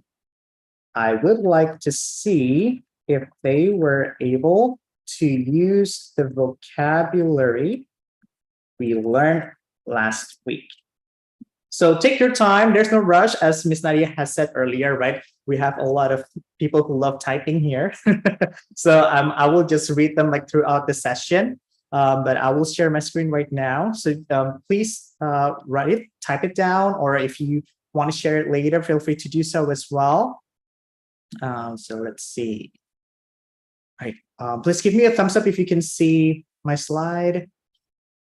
Yes. Okay. Awesome. Very nice. So I think as it has been brought really nicely by Ibu Astuti, was really insightful. And I think like one thing that I think was really striking the most to me is how passionate she was. And it just like, it reminds me of how we are all English teachers here because of our passion, right? Especially when I saw like those smiley faces on the assessment rubric, that was just very English teacher like. So I think like I haven't seen that in any other subjects. So I just know like with as English teachers, we would like to make things more fun, right? And it's more relatable and it's very student centered. So I guess like that's kind of like our aim, right? Okay, so let's get started for my session. So a little bit about myself. For some of you, we have met last week and in the past 3 weeks, I would say, right? Like Ibu Lee's here. So just a little bit for those who haven't met me yet. So I graduated from the University of Southern California, and I'm currently an academic manager at an English institution. And I've been teaching English since 2018. And right now I am in charge of developing teachers and also strive for academic excellence. And I've been teaching students from the age of 3 years old all the way to adults. So this is sort of related to what I asked earlier, right? So how do you usually teach writing? How do you usually teach speaking? So that is our main focus for today. So Ibu Astuti has already mentioned a lot about like the theoretical aspects, how we can like do it in class. So right now, what I'm trying to bring is connected with the practical aspects of things, right? What kind of activities we can actually do to actually assess their writing, what to do to assess their speaking, and also relating to what we have to do at school, right? Because there's a lot of new demands, what we are supposed to be doing, right? So in terms of the administrative tasks and in terms of how we want to conduct a formative assessment and things like that. Okay, so the first thing that I will go over is the productive skills strategies. The second one will be teaching writing ideas and then teaching speaking. So that's just a layout. Oops, there you go. So I'll read a little bit what we wrote there. So teaching productive skills, speaking and writing to English as a foreign language, or we call it EFL students, right, requires careful planning, engaging activities, and a student-centered approach. So these are very important things, right? So the planning, we have seen it from Ibu Astuti today, right? Everything was laid out in a lesson plan. It was very clearly written there, right? And then like the activity itself, which we'll be focusing on right now, what kind of activities we can actually do, right? So it's that is assessing, but also we're still engaging students in a way, right? And at the end of the day, it has to be student-centered. So I really like what Ibu Astuti mentioned at the very end, right? So let's say we're facing a lot of students, but we need to meet this curriculum, right? We have to make sure that we are tackling all the lesson aims. But at the end of the day, if the students are not getting what we want to learn, what's the point of it, right? So what's the point of it for us and for them, actually? So here you can see on the right side, there are some Atlas books and also the LMS itself, which involves everything, right? So all the scales, but today I'll be focusing on the speaking and writing. So you can see like there is a very specific section. There's like activate assessment on the very right side. So it is to actually assess student skills. But we also have a lot of the practical aspects in the books themselves. We will see the examples later. But in each of this activity, we can see on the left side here right now, the clear objectives, right? Because we want to make sure we have a very clear objective for the speaking and writing activity. So instead of like trying to assess students' overall ability of their speaking and writing, we really want to know in detail first, right? What are we teaching them? So because speaking skills, there are a lot of speaking skills. What kind of grammar are we expecting students to use for today? For writing, for example, like Suti mentioned earlier, are we assessing an intensive writing or is it extensive? So we will see a bit later. and the modeling itself, right? So as I have written in the chat box just now, so that's actually to model what we want the students to do, right? So most of the time, this is to answer some of the questions that were asked, I think a couple of weeks ago. How do I make students speak up? Like, actually, it's not a problem of the grading, the assessment. It's actually to get the students to speak up. What is the key to get them to speak? So this is one of the most important things, right? The model itself. Some students, maybe they're just not confident to be producing in the first place, right? So by providing some models, some sentence structure, some prompts, it will help them to become more confident. So we can give them some, even, what is that called? Useful phrases, right? So let's say to begin your sentence, you can use once upon a time, for example. Let's say we're talking about storytelling. So things like that, right? So it's also provided in the lesson plan, which is very helpful.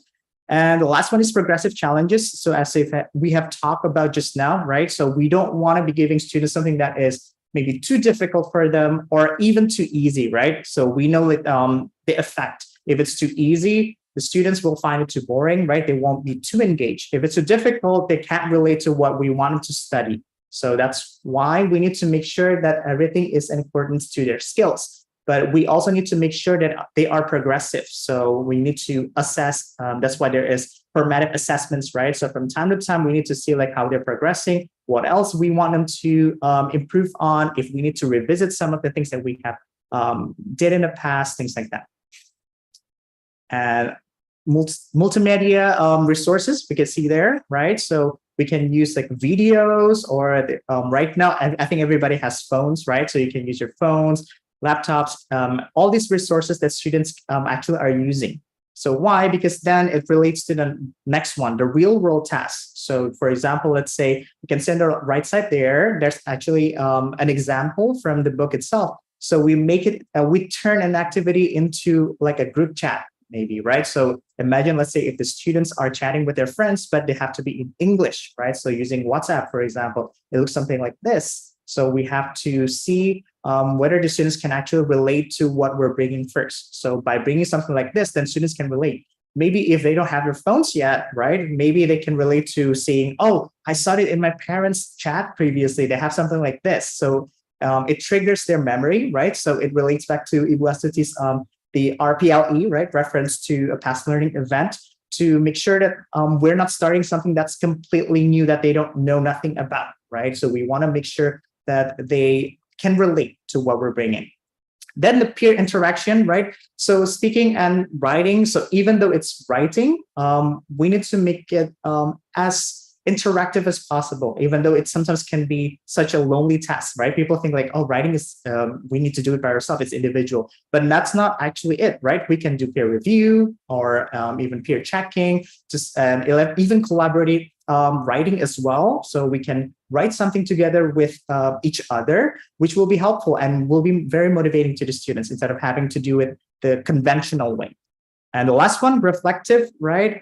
So as Wasuti also has mentioned, so make sure that we also reflect on the learning itself, right? So it's very, very crucial. You can see there, encourage students to reflect on their progress. So it's not just us teachers that need to do reflection, but the students need to reflect on their own as well. So as English teachers ourselves, we need to encourage the students to keep reflecting on what they have learned, right? Because that's the best way to learn. So when they realize their own mistakes, that's actually better than when we are pointing out their mistakes.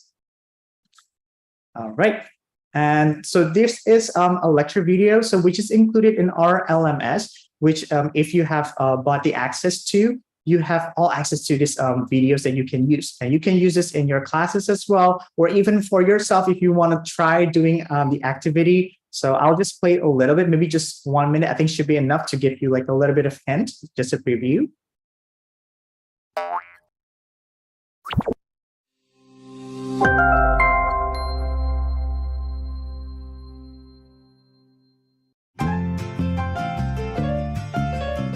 Hello everyone and welcome to Atlas. My name is Francesco and I will be your English mentor for today's session. Are you ready to begin? Let's dive right in.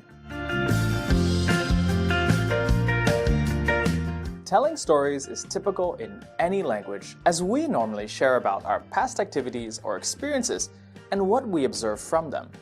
Since it's almost always part of conversations, storytelling is a skill that any person should get better at to communicate effectively and connect with other people. Learning how to tell your story in an organized and easy to understand way will help you to make your listener visualize what happened through your words. To guide you on how to effectively tell your story, I'm going to share a few tips you can follow, so keep watching. 1. Use beginning phrases to start the story. In typical conversations, storytelling begins after being asked a question. What happened? You should start by having an introduction to your story so your conversation partner will have an idea of what you are going to talk about. Here are some beginning phrases you can use. Once upon a time. It all started when. It all began when. 2. Provide a background to set the scene of the story. You should introduce to your listeners the setting of your story.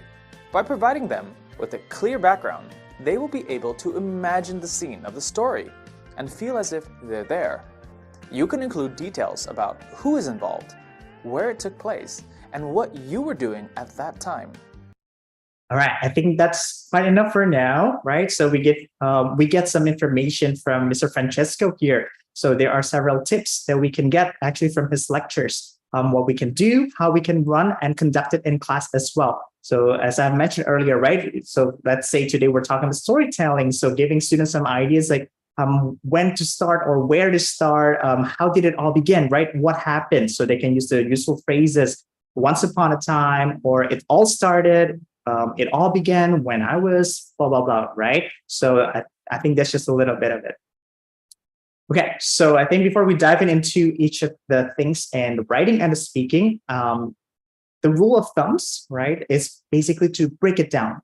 So I really like that phrase because it really, something that we need to really consider when we're teaching any kinds of skills, actually, not just productive, but also receptive, right? We need to think deeper into what we want students to do. So maybe to try to relate into what you have tried to do in the past, right? How many times, let's say, when you ask students to do something, let's say, I want you to write a letter or I want you to write an email. But at the end of the day, there are still some students who are unable to do it. Or maybe they are doing it, but very unsuccessfully. And you thought, I have already taught them last time how to make it. I laid out the structure, the subject, everything. But at the end of the day, they still didn't understand, right? So when that happens, we need to really think, right? So that means there is some missing gap, right? So we need to find where that gap is and try to fill it in. There must be something that we haven't been teaching them. Maybe we have touched on it maybe on a general basis, but not really specifically into what skills we actually want them to learn. So yes, the rule of thumb is break it down just to make sure the students feel supported. So this is about teaching writing right now, right? So we can see just like a basketball player plays basketball, writers write. So practice writing should provide students with different types of writing as well. So that I've mentioned earlier as well, we need to know what we're teaching, right? So there are tons of different types of writing. So what is it that we want them to learn for today? So we really need to know that first. So this is an example, right? So for example, there is something called the process writing and there's something called product writing. So you can see on the left side there, right? Process writing is, it starts as ideas, right? More than one draft, we can have multiple, and it's collaborative. So can be working with like multiple writers, and text as a resource for comparison. And the emphasis is on creative process. On the other hand, we have the product writing, organization of ideas, more important than writing itself, and the one draft only, individual, imitate model text, emphasis on the end product. So at the end of the day, the students will have to learn both of them, right? But we should really distinguish how we want to teach one or the other. If let's say it's not time for them to be learning something that is that deep, such as product writing, why do we have to talk about it right now, right? So we can talk about the process writing first. So the writing process for process writing itself is more dynamic and recursive. So let's say when students are still beginning, let's say they're A1, A2, they don't know a lot of vocabulary yet, or the grammar is still very simple. Obviously, we don't want to force them to do like free writing, things like that, right? So maybe we can have some sort of like collaborative writing. Maybe they can do it with their friends, have some sort of interaction, and so on. And that itself is already a practice of writing.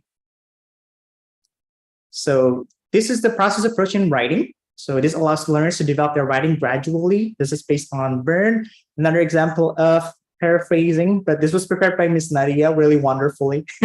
So that means she knows how to paraphrase really well. So we see the stages there, right? So the pre-writing, the reflection, selecting a topic, planning what to do. Step number 2, the text production, writing a draft, and then we revise it, reflect on it, make changes to improve the writing, and then we edit the proofreading and the final writing. So these are the stages on process writing. So the pre-writing itself, this is another support that we can give to the students, right? So pre-writing is the thinking and planning steps that the writer does before drafting and throughout the writing process. So again, similar to speaking, right? So some students, when we ask them to write, let's say, write a letter, as I've mentioned, right? The students may not have any ideas what to write at first, right? So we need to strategize. We need to start with pre-writing, right? So these are some 5 useful strategies you can use. So the first one, you can use brainstorming, clustering, free writing, outlining, asking WH questions. So some of the things that we typically are already doing with our classes anyway, right? But we train them, right? So we strategize together with them. We show it to them how we can get ideas from nothing, right? Because if we just tell them, do this, but not really giving some background information, then the students will most likely find it difficult to do. And then let's say the students have some sort of ideas already. Okay, so I want to write a letter maybe to my best friend who lives in another city, right? So we haven't met each other for 3 years. So I really miss him or her. So I would like to write a letter saying how much I miss them, right? So the process itself, this one is also called drafting. So basically during drafting, the students put their ideas into complete thoughts in the form of sentences and paragraphs. And since this is a draft, you really don't want to be limiting them in terms of, let's say, their accuracy. So you want them to flow first, right? So let's say the students are making some grammatical mistakes. Let's say they're missing the does or the do, right? You don't want to be hindering them from processing the text first. So in this point, we really want them to write it down first, right? So the teacher can encourage students to keep the purpose and audiences in the writing in mind as they write. So the focus, again, is back to what they brainstormed before, right? So they have decided who they write it to, what is it for, right? Such and such. Then we have the revising part. So let's say they're done with the drafting process, right? So now it comes to the correction section. So when we're correcting, there are so many things, right? So most of the time, the first thing that comes to mind is like, we need to check the grammar, right? So see which one is wrong, and then we just strike it down, right? But the most important part, in my opinion, is actually the structure more than anything else, right? Because when it comes to writing, if the structures are wrong, that's already a very major part of the writing process itself. So really dive down again, right? So are you talking about writing a letter or writing an essay or even a poem? Is the structure correct, right? So the organization, and is it logical, right? If let's say they're writing a storytelling, does it start from the introduction, or do they start from the body part first and then introduction is kind of in the middle? Does it make sense, right? Then after that, we can get to the sub skills. Then we can focus on the details, right? On the grammar, punctuation, do they use capital letters? And then the cohesion, are they using the sports markers, things like that, and the coherence of the overall text itself. Then after that, right, so they have seen like the correction, right? It comes to the editing process. So maybe in the previous section, we sort of like jot down some points, what they need to improve on, right? So and in the editing section itself, we want the students to improve the draft by correcting the errors and making words and sentences clearer, more precise and effective as possible. And this is, again, going back to what Bu Asiti mentioned earlier, right? Make sure your feedback is helpful. It is very advisable that you actually do it verbally more than it is written. But of course, we know you might have like a lot of students in your class and you don't have enough time, right? So at the end of the day, let's say you have to write down some anecdotes or some symbols on the right side. You can do that, right? But just make sure that the students understand what your symbols are, what your anecdotes are, because a lot of teachers use symbols differently, right? Maybe what is it called? A G for me is grammar, but maybe for Miss Nadia it's something else, right? So make sure that when you give feedback to the students understand your feedback.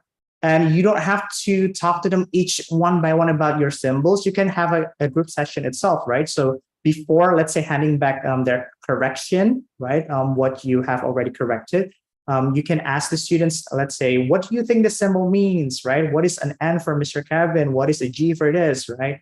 Then when they're reading on their own, they understand what they need to focus on. And the next session is also be cautious about the tone of your comments, because we also don't want to be discouraging them, right? Because this is a writing process, especially when we're learning language. If it sounds like it's demotivating to them, then they're going to lose their motivation. And at the end of the day, when it comes to writing again, they might not be as confident. So I would say focus on writing constructive criticism if it has to be, right? Or ask them some question instead of telling them this is wrong or you should have used this instead, right? So really change the tone in a way that is constructive and positive to the students themselves. Then you can also experiment with different forms of feedback. So it doesn't have to always come from you, right? It can come from themselves, as we have mentioned, right? Self-correction as well, but also from peer feedback from each other, right? So there are so many different ways that you can make feedback more useful, but you need to think about like being more creative and how you can conduct it effectively in class.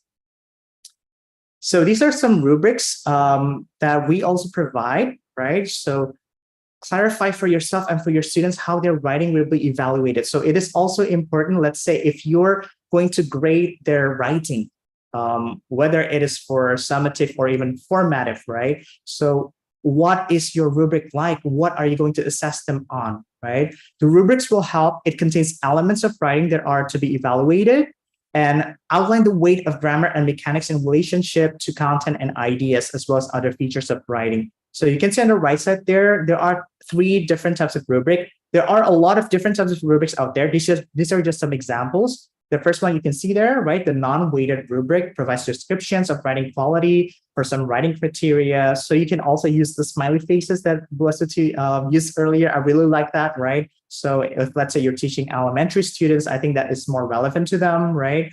And then the weighted rubric, let's say you want to give them some points, what their maximum points are, so students are also aware. And the last one is also the holistic rubric, right? So getting the grade itself, grade A, B, C, or D.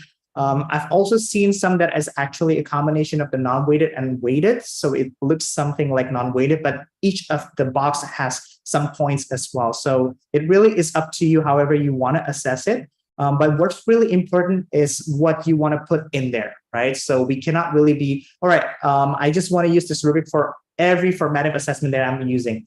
We can't do it that way. Why? Because we're teaching different skills for each section, right? So focus on what you're assessing for that day.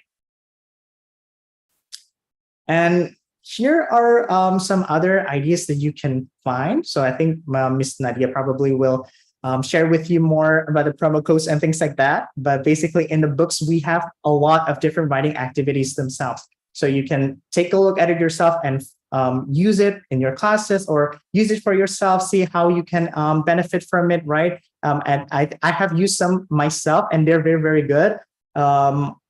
I think the one that's my favorite is about the song, the lyrics, right? So let's say we listen to a famous artist song and then we try to write something about it, what our interpretation is. That's very, very good, right? And when I'm using it with my students in class, especially with teenagers, they can relate to it. It's like, oh, I like the song, right? Or Disney songs, for example, right? Disney songs are very, very popular right now. So by making it more relatable, it's all included there. So you can just use it right away.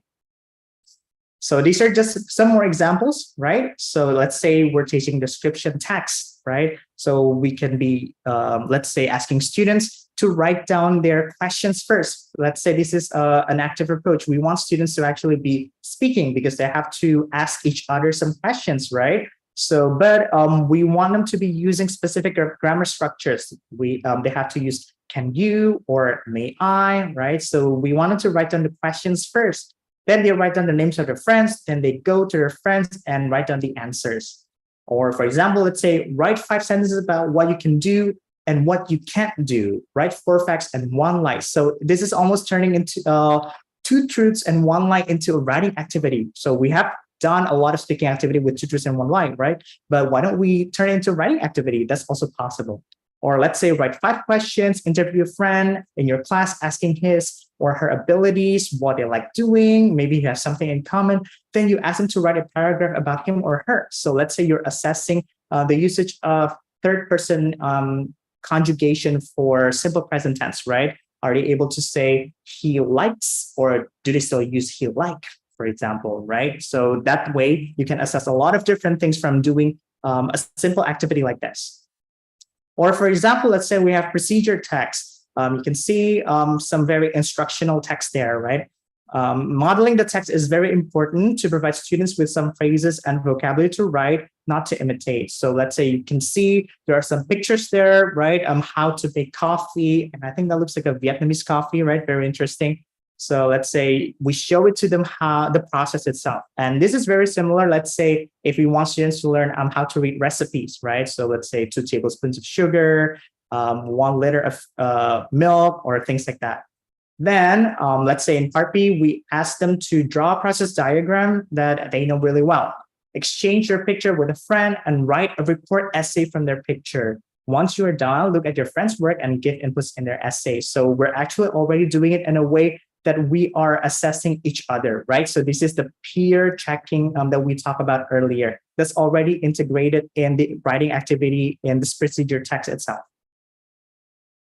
Then another example is the review text. So pre-writing can be done by having a reading activity or listening activity. So as I have mentioned earlier about the song, right? For example, let's say we want students to be listening to something first, or right now, I think a lot of students like watching, right? So we can provide some YouTube videos, but in Atlas itself, in our LMS, we already have the videos. So you don't really have to search for the videos yourself. So you can save so much time yourself, right? So just use what we already provide there.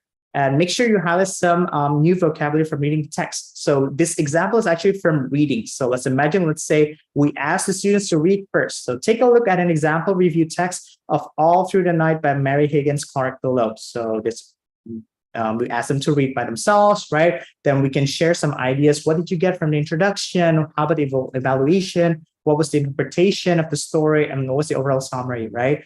Then the next stage is actually asking them to rewrite a mystery novel of their choice into a brief mystery text using their own words. Alter the plot, change the characters, introduce their own twist, right? So we give them, again, that support, right? So instead of asking the students to write themselves something that's completely new, we give them some support. So here you go. You have this text, try to make something like this, right? But change it to your own words. So you can also actually practice paraphrasing, doing things like this, because we give them something that they need to learn first.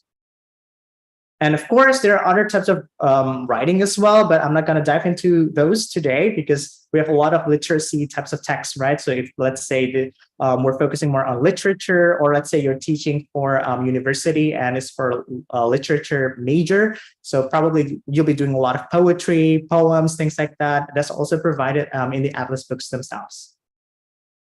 All right, so let's switch our gear a little bit towards speaking. So for speaking, it's, I would say, fairly similar to writing, right? So we always start from the pre-activity. So previously we started from pre-writing. This time it's pre-speaking activity. So we do pre-task planning, pre-speaking support, authentic input.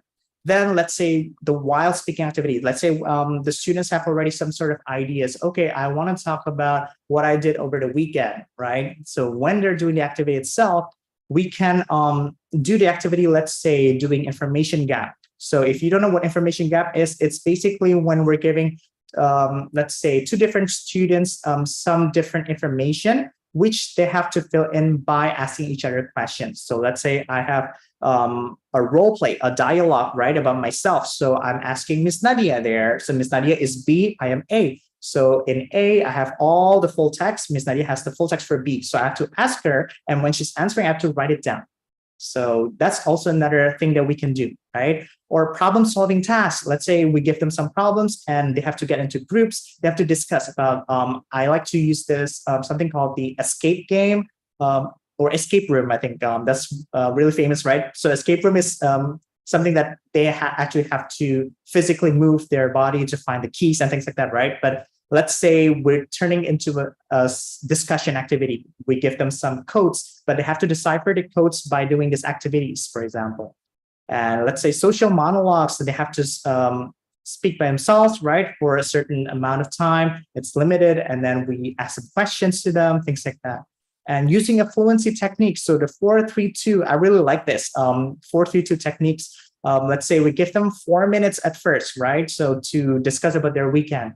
Then we give them 3 minutes to say the same thing again, but this time they only have 3 minutes to fulfill the activity, right? The next one is 2 minutes. So that means they have to get more and more fluent, right? So we don't actually focus on the grammar in that section because we want them to just focus on the fluency, the coherence, the flowing, the smoothness of their overall conversation itself. Then let's say the speaking activity is done. Then we go to the post-speaking activity. So we have language-focused activities, we have self-repairs, corrective feedback. So basically, after the students are done with their speaking activity, you really don't want to be just stopping them there. You want them to still be active and to think about what they just did, right? Because as Bu Asuti has mentioned as well, so their very first 10 minutes or even less than 10 minutes, when they're actually, let's say, making mistakes or they didn't know what they did wrong, they actually still remember it fresh, right? And they can actually correct themselves. And in the future, they will try to avoid making that mistake and improve on their overall accuracy as well. So this is very, very important. Then let's say if the students need more support, we can, of course, give them some extension practice. So through task repetition and things like that. So this is just some example from the Atlas book itself, right? So another integrated type of activity, we ask them to listen first. There's some informational gap activity there, right? So let's say there are some missing words that they have to fill in by listening to the audio. I like your blah, blah, blah. They look away and I like the blah, blah, blah, right? Then actually we ask them to look at the grammar, right? That's another integration, right? So let's say in this specific listening audio section, we want to be focusing on likes and dislikes. So students are able to, let's say, differentiate between using first person perspective to third person or even second person. So let's see if students can do that. Then let's say at the end of the day, in part B, listen to what each person likes and dislikes. So that means we have to communicate with each other, right? So with the other students in class. And then the last one, watch the video and take true or false. So a lot of assessments within just one simple activity there. Another example there, I'll give you some time to maybe take a look at yourself, right? And I believe this is taken from English Play. So we just, it has more pictures, more interactive activities for students, especially if there's an elementary students, right? And visual cues, I always tell my teachers, let's say if they have very unconfident students in their classes, right? So let's say they're not too confident to be speaking up about anything or to be writing, give them some images, right? Some visual cues that usually triggers them to memorize something, right? To remember something that they have memorized previously. So let's say we give just that picture. Oh, I know that. My dad writes that. What is that? Oh, motor, in Indonesian's motor. So we just add like, oh, motorcycle, for example. So that means Maya rides a motorcycle, things like that.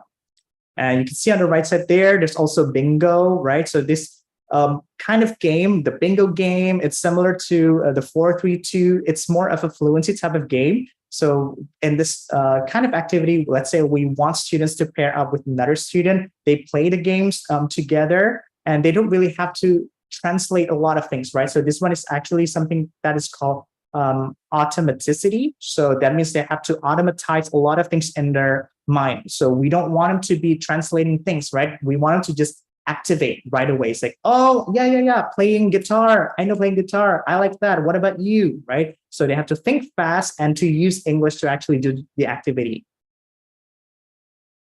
So these are some post-speaking activities that the students can do, let's say, after they're done with all these activities, right? So we ask them, let's say, what they realized they did something wrong, or if they didn't realize they did something wrong, you can also take notes, right? So at the end of the day, you can point these out to them. It's like, oh, do you remember?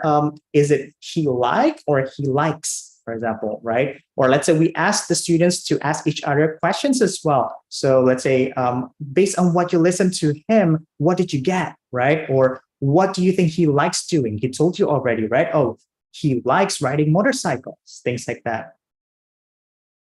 And actually, I added this at the very end because I think we have a lot of variety of teachers here, right? So let's say you're teaching English, not just in elementary, but also let's say in middle school and also high school and maybe some international schools as well. Let's say you're focusing a lot on international exam. Let's say in the future, they will be taking international exams, right? So this is some example. I took it from the IELTS website. So these are also a way, it's their rubric, right? It's being used by, I believe, IELTS Cambridge, right? So there are 9 bands there. And basically the categories they put there, the first one is the fluency and coherence. Lexical resource, it means the vocabulary, right? How much vocabulary they can actually use. Grammatical range and accuracy, whether they make minor or major mistakes in their grammar and the pronunciation. So we can actually adapt this to our own scoring system as well, right? Obviously, we don't have to be as general as this. We can break it down more specifically.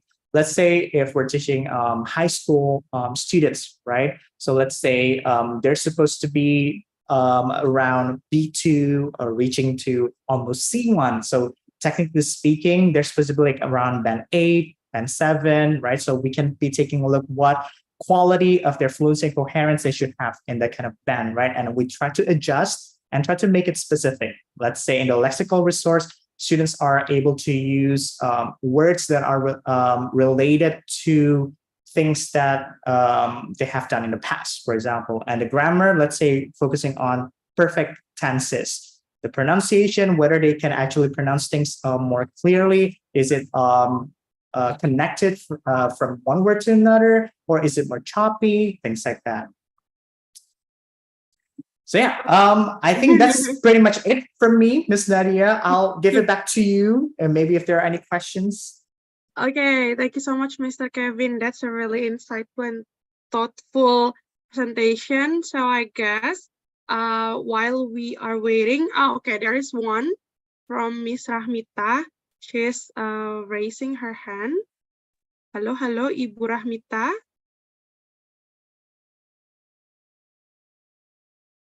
Hello. Okay, Ibu Rahmita, are you there? Okay, ini I cannot hear you clearly, Ibu. Okay. Halo. Okay. Alright. Nah, mungkin bisa dicoba lagi atau bisa di chat box mungkin ya, Ibu ya. Oke.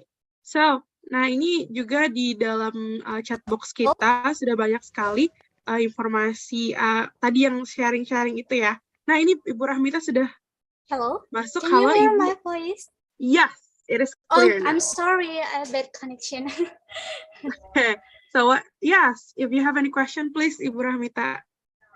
Yes, thank you very much for opportunity. I would like to ask Mr. Kevin about productive skill, especially speaking skill in conversation. As a teacher, I use bilingual instruction, English and Indonesia, to make it easier for my students. Because if because not all students understand if I use full English. And then this is one of my challenges. My question, can I do that if I want to give feedback for my students? Mister? Okay, good. Thank you, Ibu Ramita. Ya, itu sebenarnya that's also okay. Yeah, everybody's challenge and issue. Okay, Yeah. thank you for asking that one. Okay, so Mr. Kevin, how is it? All right. So actually, that's a very good question. Thanks for asking that. So I think it's best for us to try not to mix languages, in my opinion. So if let's say we're teaching English, it's better to use English fully. So of course, there will be some students who don't understand, right? Yeah. But through times, they will be able to pick up some things from us, right? So we don't have to expect them to understand every single word we're saying, but we can expect them to understand little by little. And of course, as teachers, we have to grade our language too. So let's say it depends on the level of the English level. If let's say we're teaching really young students, if I may know, which grade are you teaching, Miss? Junior high school. Junior high school, right? Yeah. So let's say they're around like, let's say 12 years old, 13 to 14 years old, right? So obviously, Yeah. let's say some of them, as somebody has asked earlier, maybe some of them haven't studied English in the past. Maybe in their elementary school they didn't learn English, so this might be their first time learning English ever, right? So it's perfectly fine for you to still use full English. You can tell that at the beginning, right? So they have some expectation. Let's say we want to do something called full immersion. So let's imagine, let's say you're living abroad, right? So you make things more interesting to them. So you create more challenge. It's like, let's try to use English as much as possible. If you don't know something, you can ask this, right? So you need to provide some of the useful phrases first. Let's say something as simple as like, what is the English of this? Maybe some students don't know how to say that, right? But if we Yeah. write it down there, so they know like, oh, if I want to ask, let's say toilet, how do I say toilet in English, right? So how do I say that? So that is to support. But I would still suggest you to still use full English as much as possible. Maybe just use certain Indonesian words if, let's say, they are untranslatable to English. That's my suggestion. But do grade your language. So make sure you're slowing down and use simpler words, more easier words to understand for your students. Oh yes, actually I am teaching in junior high school in my village and not in city, and the student no apa ya belum bisa berbahasa Inggris dengan baik because dia tidak belajar in primary school. Mhm. This is basic English in junior high school. Yes, that's completely fine. I used to teach those kinds of students as well. Even high school students who never learned English in their life ever. So let's say they're 16 years old or 17 years old. This is their first time, right? I still push them. I still said like basically we have to use full English all the time. And it takes probably some time. It takes longer because they're older than younger students, but they Yeah. eventually get it. So we just have to trust the process. Okay, thank you very Okay. much. Yes, Thank of course. you, Mr. Kevin and Miss Rahmita, for the question and also the answer, Mr. Kevin. That's really why? Well, it's really inspiring one because tadi kata-katanya trust the process. Alright? That's the thing. Okay, so Bapak Ibu, I guess it is time for us to end our session for this question and answer. I'm so sorry because we actually already on the, what is that? The last, yes, a very last minute. Okay, even it's actually last longer than we planned. That's okay because our discussion today is about, really, what is that? How can I say, wonderful, and also we got a lot of issue regarding this topic. Okay. Right. So Mr. Kevin, so I would like to ask the last question for you. Okay. So what is the keyword for this one? Actually, I have 3 words, but they're Oh. really easy. Mhm. So my keywords are break it down. Okay. So what is it? Why it's break it down? So this is something I mentioned earlier. Basically, break it down means you need to really dive deeper into what you want the students to understand, right? So let's say we're teaching speaking. What is it in speaking that you want them to learn? Or what is it in writing that you want them to be able to write? So break it down. Okay. Yes, that's actually another keyword, yeah, for today. Yeah, so break it down. Thank you so much, Mr. Kevin. We are going to see you again. Yes, of course. Yes, thank you. Okay, so big round of applause for Mr. Kevin. And I believe that some of you are still here. Thank you so much. It is almost Maghrib also here in my area, yeah, in my city, but that's okay. All right, we're going to finish it soon. But before we finish, I would like to remind you, okay, the things that Mr. Kevin has told us, has presented to us, are actually some contents that we have on our books, on our Atlas books. Okay, so we are going to give you a code for today so that you are going to experience our contents also. Jadi Bapak Ibu bisa use this code. Jadi kodenya adalah Atlas 1509. Alright, so if you use this code untuk check out on our Shopee, you are going to get 50% discount. Okay, so I guess if you're still here, Bapak Ibu, please, okay, open up your camera because we are going to have a photo session. Ibu Astuti, thank you so much for staying with us. All right. Okay, so I guess you also have done your Maghrib because it's Maghrib there in Makassar, is it, Ibu? Okay, all right, good. So now, okay, I would like to share, okay. Thank you, Bapak Ibu, for staying. I would like to capture our moment. 3, 2, 1, and go. Great. Nice. I would go to the next slide. Okay. Yeah. So our the certificate of today's webinar will be sent. Okay. At least 5 days. Okay. After this webinar. Okay. So do not worry. We are going to send it through your email. Okay. I also yes. There's also press release there that you can fill in, okay, to get the e-certificate. So I would like to say bye to Mr. Kevin and also Miss Astuti. That's a really insightful one. Thank you so much. So hope we can see again later on our next webinar. So do not forget, because Atlas held a weekly webinar. Okay, so for the next meeting, we are going to discuss about insecurity of our students in speaking English. Okay, so all right. So now, thank you. Now, yeah, the keywords. Okay, there's the keyword also in our chat box. Okay, so it's time for me to say bye-bye. See you on the next webinar.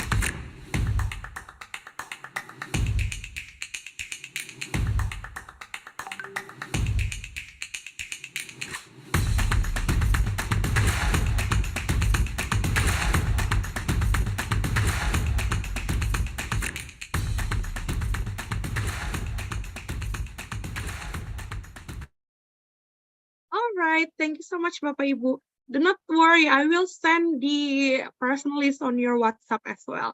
Okay, bye-bye. Have a nice weekend.